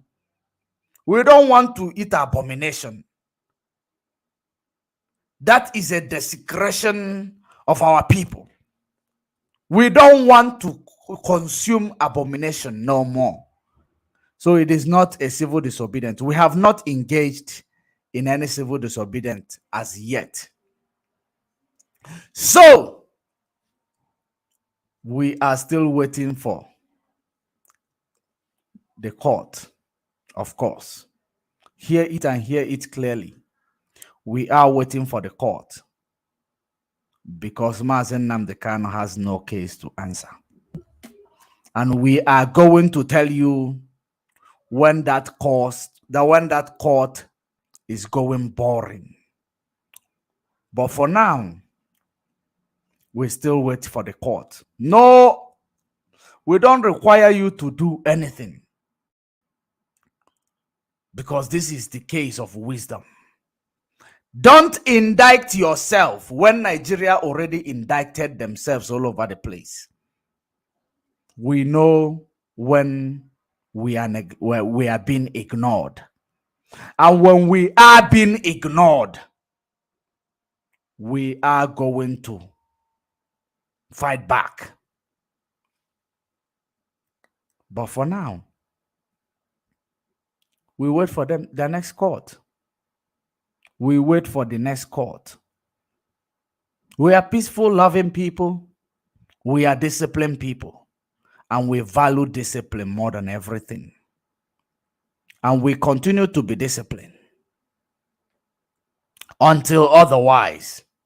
And when that otherwise comes, you will be informed by the people that has jurisdiction to do so. Are you paying attention? You will be informed by the DOS if there is anything that needs to be done. It is not going to be done by sentiment. It is not going to be, there is no action that is taken through sentiment. We are not sentimental. When we say we are going to do something, we are going to do it. So, we are not playing a child game here. We are winning. We already got our result from Abia State Court, which destroyed that 15-count charges in Abuja that so many of you might not know. That is how it works. Let me read this comment quickly.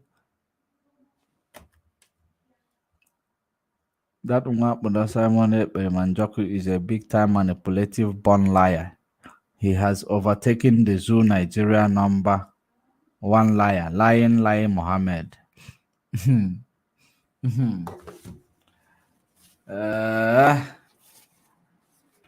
To be honest with you, I am not here to discuss autopilot today.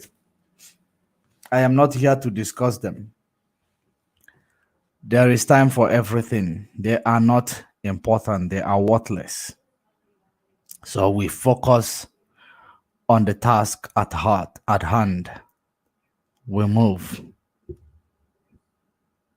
My good brother, nobody, I said nobody. Of course, nobody. Britain helped to plot a coup in 1967 and they are the one announced it as Igbo coup. Hey, I know what you're talking about. The one they called is it Chukwu Manzogu? Chukwu Manzogu. You are right. They helped to plot that coup that it was not even Chukwu Manzogu led by, the northern military. They are northern military who carried out that coup. The northerners carried out the coup. So they said it is Igbo coup. That's that they will always write a history that will never be in a good book. And of course, they are the one who concocted all that thing, what took place. They concocted all of them. Even from the one before 1967, which is the one I elaborated on. The 1967, they plotted it also. They plotted it. And they reduced our people, our population. They reduced our population. Imagine a fight, 1967 to 1970. No food, no ammunitions, no weapons. We were fighting this battle with our bare hands, And if that fight was on a level ground, of course, Nigeria will never thrive. If that fight was on a level ground, they wouldn't thrive. Nigeria is nothing. If not that coup, of course, as you have elaborated it on your comment section, which Britain, carried out and call it Igbo coup.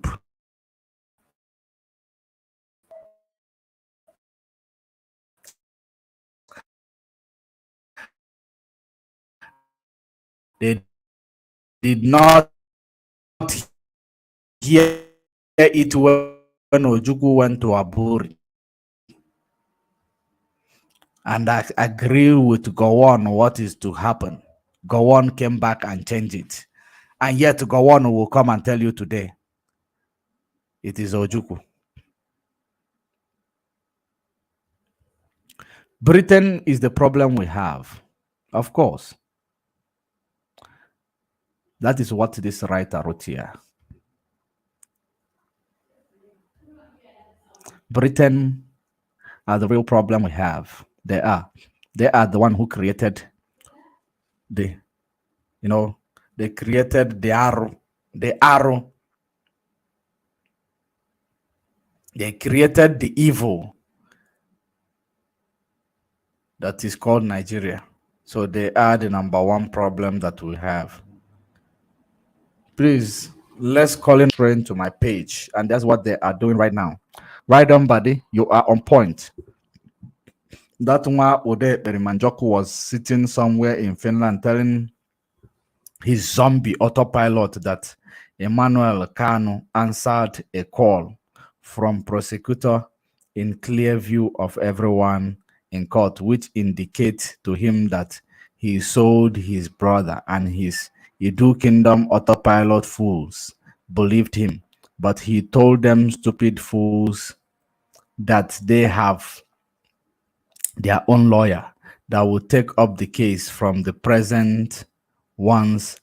They ignorantly swallowed the hook and sink the hook. And let me read it from the background. Let me continue reading it from the background so that I will read it all. They ignorantly swallowed the hook and the sinker. Hey, this autopilot. Must I talk about you whenever I come online? So this is exactly what they said when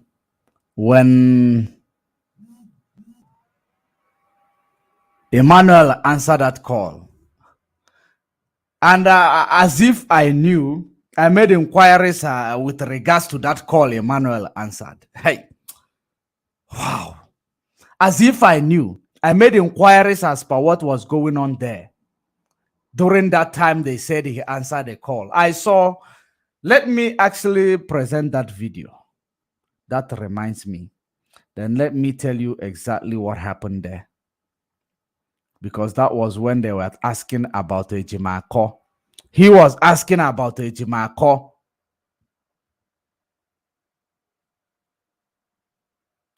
Why is Ejimako deprived access to the courtroom? Let me address this because it is part of matter arising. Must I talk about autopilot whenever I sit here?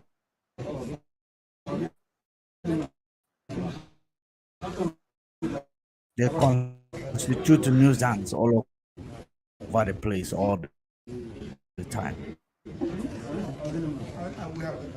Let us see if we are going to see that call that they are talking about.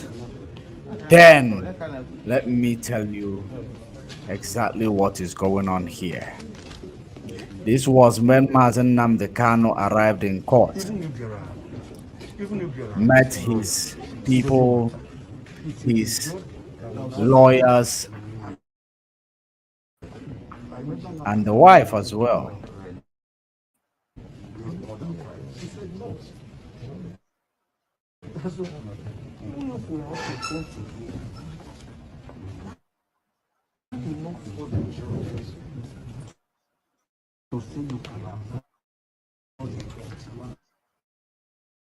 It's my prerogative to leave the answer to announce my nobody can do that for me.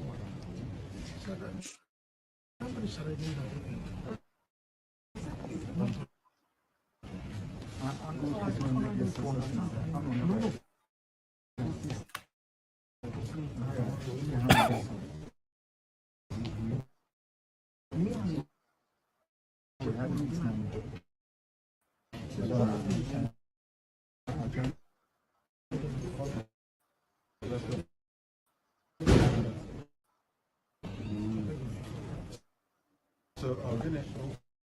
Why can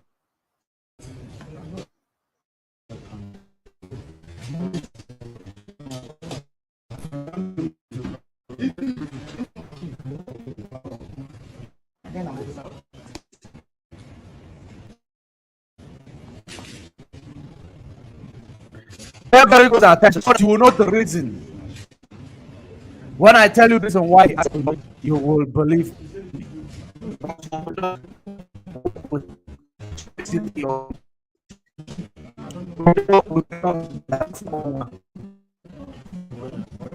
No. Whenever they see this trouble, whenever they see the house, how to blackmail someone That's when they promise it.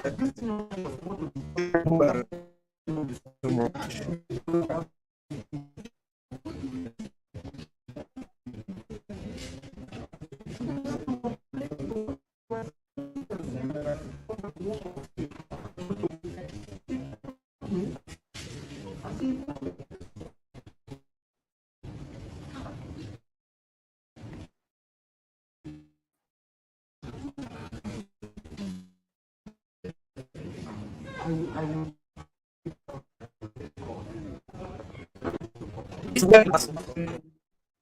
where is he was asking about our stage.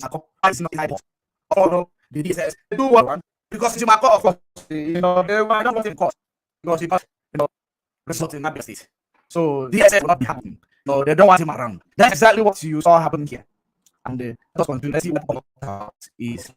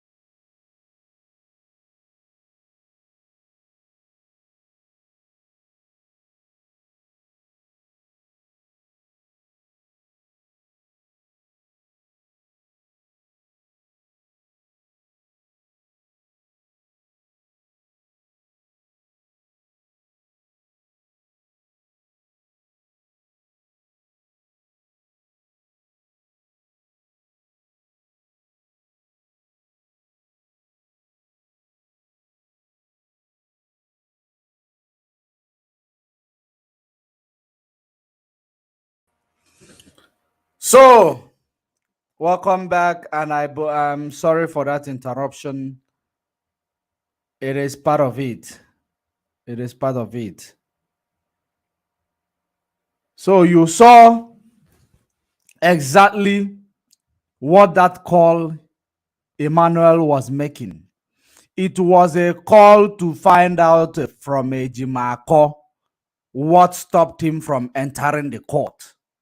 That was the call all about. When they come to sell their conspiracy theory, because they never ever present any accurate information. The information they will keep presenting is information that is coming out of their critical thinking. Critical thinking. That is the information that they present. And of course, you know that when you believe that you have critical thinking, it is not, they will not tell you that they are using critical thinking to brainwash you. Which, of course, critical thinking is not a fact. He was making inquiries to find out why Ejimako was not allowed by the DSS in court. That is it. Which Ozokome told him that he will find out also in court what is happening. That was what happened there. So I think I am done taking this comment. Let me go to the down one. There is someone who mentioned my name. Judge Money, I have said it before, like you. I used to share this one with Simon Manjoku's program, but on a second thought, I had to pull back when him and his partner in crime started their insult and attacks on Mazen Namdekano's family.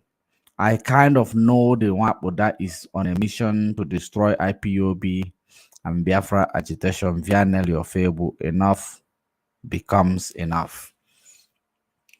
You know, you are saying the truth, but I am not going to address autopilot. That's not what I am here for today. You know, that's not what I am here for today. But there are things that they have said. I am waiting for them to say it again. With regards to the interview that I have conducted. That one, I am still going to talk about it. I didn't keep quiet on that interview. But there are many claims that they made in that, with regards to that interview. With what they tell you, he who live in a glass house should not throw a stone. I don't want to entertain those rubbish. I don't want to entertain them. But let them bring it on. Then I will expose them, you know, for what they are really is. I will expose them. Conspiracy theorists or instigators. That's what they are. So let us continue.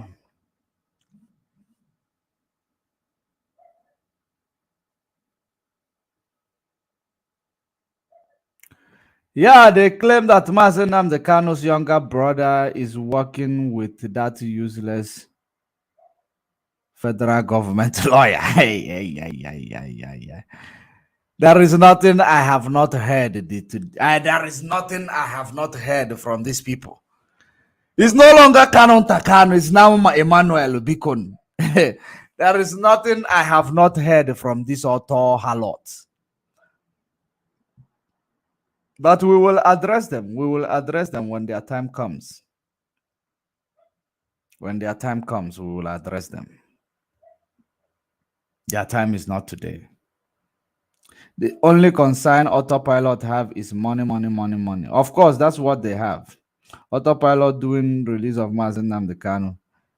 Did you Autopilot send any of these delegates to the court today? Shame on you. You see, that reminds me. They wanted to pretend or act as if they have sent someone. That is the reason why they started telling you, number one, Mazen Namdekano is not in court. And number two, that Kano Takano was having a phone call in court. And the Kano, sorry, not Kano Takano, Emmanuel is having a phone call in court. And he's working with the prosecuting lawyer. I like to talk about these things when I have them in front of me. I love to talk about them when I have them in front of me. And we're going to get to the bottom of all their claims if they don't remove it by the time I arrive. Because tell them I'm coming to get it. If they don't remove it by the time I arrive.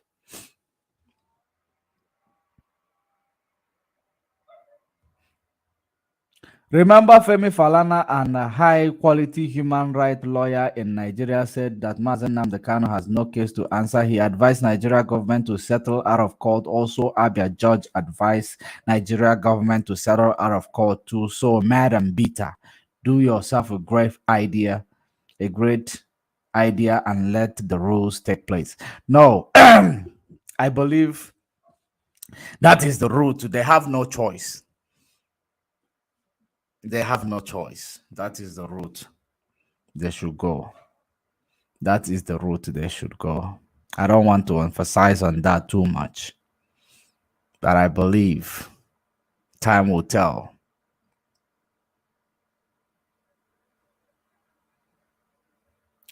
There is something. Is Isiagu the symbol of the lion of tribe of Judah? Yes, of course. Isiagu symbolizes the lion of tribe of Judah.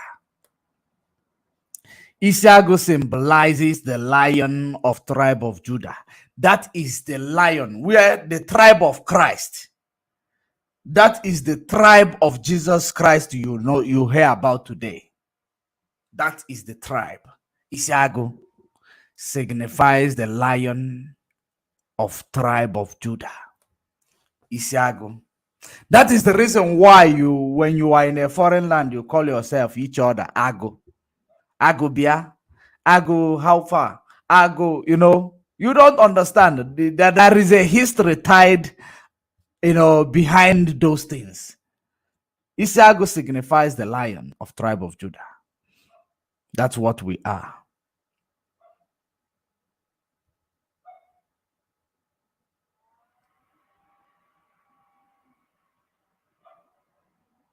Before, I was supporting the Simon autopilot, thinking he was working for our leader, Onyendu. Simon is evil for calling a God sent someone God sent someone in the DSS.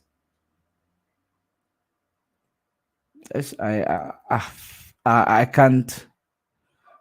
I can't bring this together. Believe you me.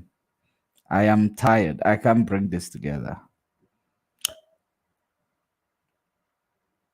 Before, I was supporting the Simon Ekpa autopilot, thinking he was working for our leader. I had that. Simon is evil for calling a God sent someone in the DSS.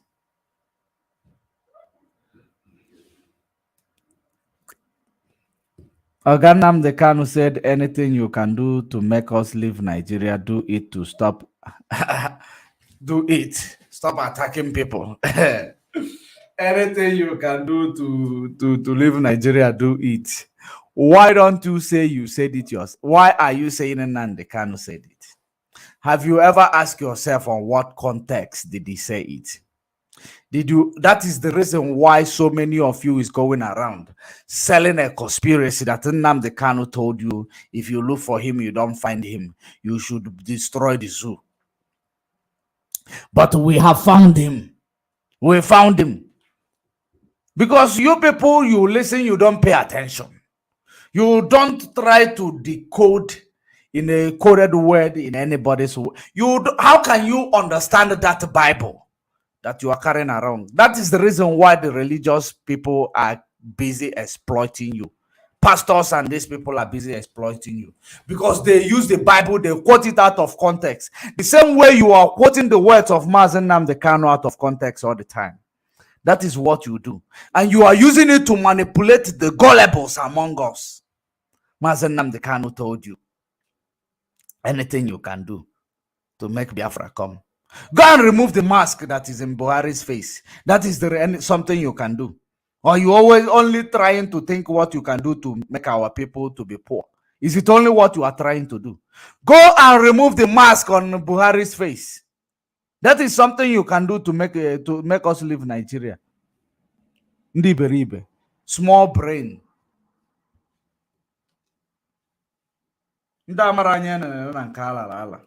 Send the message, coded message, you cannot understand it, and yet you say you are intelligent. You don't know when a coded message comes. Mazen Nnamdi Kanu told you.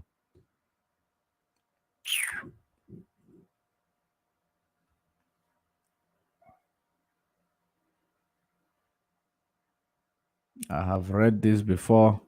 Let me take this last one. From the travel history, it's an evidence that Nnamdi Kanu last arrival date was 12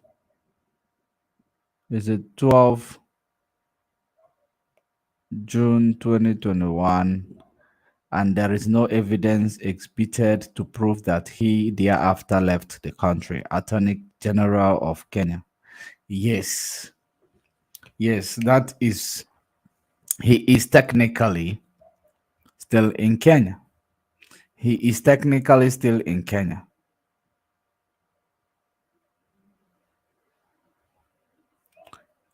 Emmanuel did not make, let me see what, Emmanuel did not make a call. The call came in from someone, Yumugu.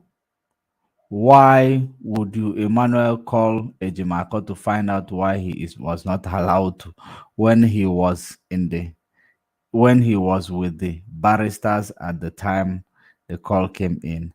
Oh, these are still the conspiracy theorists. Let me play that video again. Because, I like,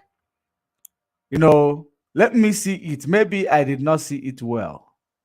And maybe you will help me to see it.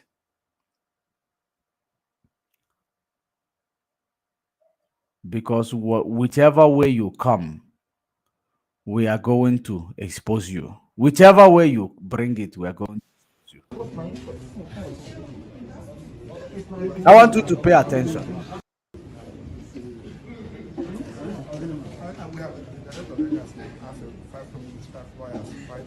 No, it's not correct. You were very fast to come and say, Emmanuel, make a call. You are not fast to say that your Perima told you Mazen Nnamdi Kanu is not coming to court. You people are deceiving yourself. I don't have time for you guys today, but let me play this thing so that you people will be, you people will be knowing how conspiracy, how they are feeding you people with conspiracy.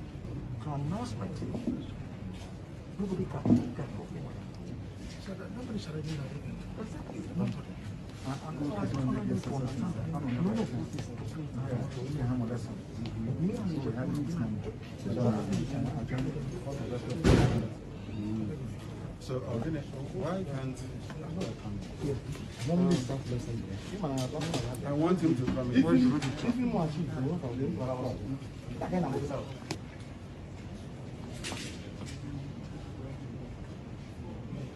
It is no longer Canon Takano now, it is now Emmanuel. Pay very good attention.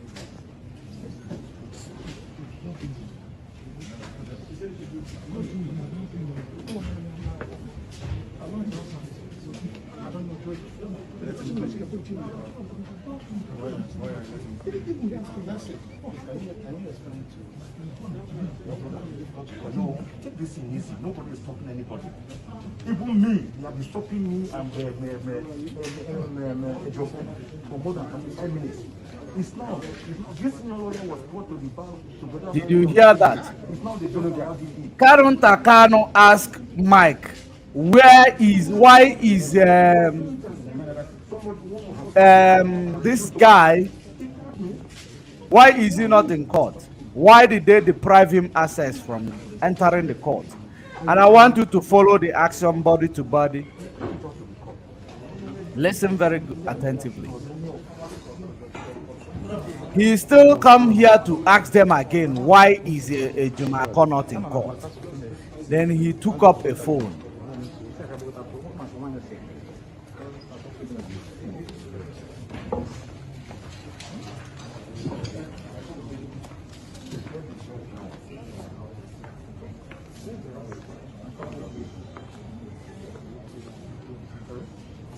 Oh, my brother, let the judge know. And that is the same complaint that the judge went to complain now.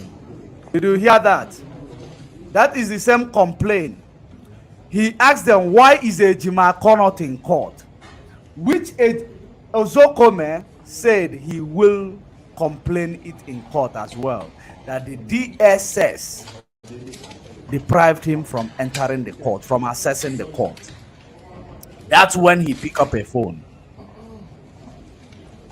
Because they will come and tell you that he is receiving a call from the people whom he sold his brother to. He is calling Ejimako. That is the Ejimako he was talking to. Ndala. Because ndị na-enweghị uche. Ndị na-enweghị uche. Ndị ọ nọ na ndafọ ọnwa. Mad people everywhere. Ndị ọ nọ na ndafọ ọnwa. I want you, call phone call now. Ask what was the argument? What was the call he was answering? He is speaking to Ejimako to know which procedure. Why did the DSS stop him from coming inside the court? Is he still in the court premises? This is how they are confusing you. This is exactly how they keep confusing you. As if I knew. I took this video. I watched it before I was actually bringing it here. I watched it from the beginning of it to the end of it. I watched it. That is the reason why I present it here. They will come and tell you that he was receiving. Even if he's not, even if there is nothing that, even if there was nothing like about Ejimako here, if there is nothing about Ejimako here, and he answered a phone call, and the man in Finland and all his accomplices will come and tell you he is answering from the people who hired him or who he sold his brother to. You believe it? People cannot take a phone call again because a perima is involved. Just like the way he is telling you that he who live in a glass house should not throw a stone. But I'm waiting for him. I am waiting for him to come out fully with his claim. I'm waiting for him to come out fully with his claim. Regardless of what he said about he will not take orders from anybody from DSS dungeon. He will not take orders from anybody in DSS dungeon. I don't want to entertain it. Of course, so many of you, even if you heard it and you decide to not to understand what it is. I am waiting for him in Amen. You see this issue that he want to start. You see how shaky he is on the day he was making that broadcast. You can see his everything about his that came to his face. He was even stammering. He was, he was cold to show you that we have blown his cover. So whatever he's coming to tell you, overrating the pig in the creek. He is overrating the pig in the creek because he's working with the pig in the creek, overrating them. There are many claims that he made. There is many claims that he made, which he tell you he is not here to, if you expect him to do, that is how constructive he is. I told you he is very constructive. If you expect him to come and lash this person, lash that person, do this, do that, you are wrong. But you are not going to be completely, disappointed. When he felt like crying, even when he was making such statement, he felt like crying. He never saw it coming. He claimed he believed the interview will come end of the month. Do you know why? Because I told him that end of this month will be your end. End of this month. He started saying end of this month will be the end of criminal and DOS. That is the reason why he come and tell you, I thought the interview is going to be end of this month. We'll follow you every step of the way. Keep bringing it out. This time around, I'll be waiting for you to bring it on. You have threatened that he who live in a glass house don't throw stone. I am actually not going to, fight the fight between you and whoever you are threatening. But I am going to state a fact that will shock you. So, if you know the Ekperima in Finland, cut this video where I am talking this, send it to him. Tell him to bring it on. All his conspiracies, he should bring it on. Because he is nothing but a common criminal. The Scarlet Woman in the US, a diabolic woman. I want you to understand that that woman is diabolic. Do you know what is diabolic? She is evil. But I can assure her, even if she likes, she should go and get all the Analyse, involve all the Analyse in Enugu State. I told you that she tried me. She tried me spiritually. Mpoya smackdown. God joya. Abo me a smackdown. I will not spare him. I will not spare her. All this small baby juju that she's using to control her puppies. Her puppies. Wow. These guys have a big dream. They have a big dream, but that is not. I am not here to give them my precious time. Actually, I am not here to give them my precious time. We must continue. I am going to actually call it a day because we are done with the message, and share the video. Let the people that it concerns get to hear this message. Very, very important. And I want you to stay safe, stay informed. If you are watching us for the first time, hit the notification bell when you click on the video. It is going to pop out. You click the notification bell in order to get notification each time we come online. Our YouTube channel, you can subscribe, Judge Money Blog Africa. Instagram at Judge Money Blog. You can follow us to get more information. Twitter, Judge Money Blog. We are all over the place, and we must continue. We must continue. All is not well. Please, is there any breaking news? Bring it on. Kelechi Amadi Onoha. All is not well in the Nigeria. Oh yeah. Sorry, I now understand you. I thought there is a breaking news. There are many breaking news, but today we focus and channel our energy on the analyzing the court proceedings and how it transpired. We have sent out the message, and I know that our professionals on the ground will grab it. They will also make use of it. We must move before we meet. Until we meet again, you should stay safe. You must stay informed. Make sure you are not moved by anything whatsoever. Make sure you are not moved by the conspiracy theory from the enemy. to advise those who are fighting the DOS and the leadership of IPOB?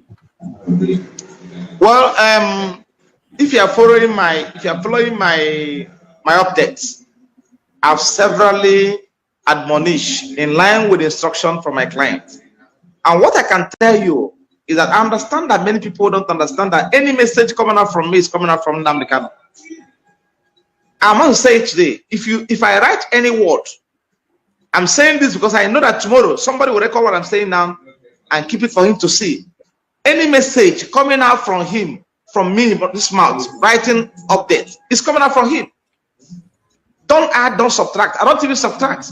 So I encourage people to pay attention to my updates. I'm Nnamdi Kanu most trusted. Go and write it down. I am his most trusted. Most trusted. Note it from me today. I'm saying it publicly now.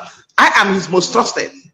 Everybody who close to know about that. I am his most trusted. So anything coming out from my mouth, I update or write in my update. It's his words. I don't need to add to that. And if you're following my update, he's saying nothing but people should align with his structure. People should respect the US. And nothing more. That's all. So anybody who is doing anything tantamount to that is on his own. That's settled. So any word coming out from me is coming out from his words. Take it from me. Don't listen to people who are confused. Many people are confused who are benefiting from one thing or the other they're doing to circumvent or probably to achieve their selfish interests. Right? Actually, that's not the point. The point that any word coming out from me is coming out from him. That's why I read it right. Whenever you say I visit him and write an update, take it from him. Put me as thinker. Take it that way. That's settled. So thank you so much. Okay. Before I go to the last question, people say that the message that you are writing, some of them see it as a very big grammar and it's written in metaphor that they are not able to understand it. So I don't know if there is any way you will be able to make that message in a simple English, in a simple word that our people will be able to understand, because they are not able to decode your metaphor. My brother, sorry about this. I've taken time to listen to the complaints about things I do. You know what? My problem is that whenever I get probably I find myself in a certain mood, I'll write things that when you read it, you feel you have to go you have to get close to your dictionary to understand things I do. But you can understand that the one update I did about a few days ago, I have to come down to level of my level of Umochineke. Few of them who may not understand, and I can assure them going forward I'll flow from that pattern for them to understand, because English is not our mother language, it's a foreign language. So I have to demystify it in a manner they will understand, sentence to sentence, what I mean. And so what I'm saying that Nnamdi Kanu is not playing with this structure. He said nobody should make no mistake about it. Like, structure remains intact, and anybody who's working against structure is offending him. That's settled. That's all. So that means DOS we should listen to. Sure. Thank you very much. The last question is, what is your general advice for the followers of our leader, Mazen Nnamdi Kanu? My advice to them is that in time like this, you see what I told my client, Mazen Nnamdi Kanu, at some point, we are having a very good chat. We're having chats. Usually when I have exclusive meeting with him, we're alone. It's good. Unfortunately, it's happened, but it's good for that kind of thing to happen, for somebody to understand those who are close to him, and somebody to understand those who are truly disposed, who are true disciples, who are true followers. So I want to tell people to understand that this is the time Nnamdi Kanu needed them. He needed you people now. He needed them now. You need their prayers. You need their solidarity. You need their peaceful conduct. You need your respect for him, for his decisions. You need respect for his structure. So don't be confused. Don't make no mistake about it. So don't believe any form of wrong narratives over there. Believe in what he says. Believe in things I tell you people. Believe in the messages he pass across. He will come out soon. I can bet my life for that. Nnamdi Kanu is coming out soon. And he'll come out like a surprise. I said nobody will be carried along as to when he'll be coming out again. But I can assure you that he will come out like it will be a surprise to everybody. It will be a shock. So take it from me at this moment in time. So because by the time you come out, those who think that he will not come out will be shocked. Those who are working against his interest. Those who are fighting his interest. Those who think they can upturn what he has set up will be shocked. He will come out. Because I can assure you he has not committed any offense unto law. A lot of things are going on. He will come out soon. So more especially when they have no case against him in court. So take it from me. I'm saying this today. I can see me in my attire. My attire as a knight of St. Christopher, the highest ranking ranks in African communion today. So talking to you, I'm not saying this from a bar, drinking from. I'm saying it from my room, talking to you from what I know is obtainable, what will happen. So my advice to them is to remain focused, remain undeterred, remain decisive, remain peaceful, remain don't be distracted, remain undivided in their resolution. So because at this point in time, you see a lot of things playing out, a lot of wrong narratives going on. And if you're not careful, you'll be taken up, you'll be derailed.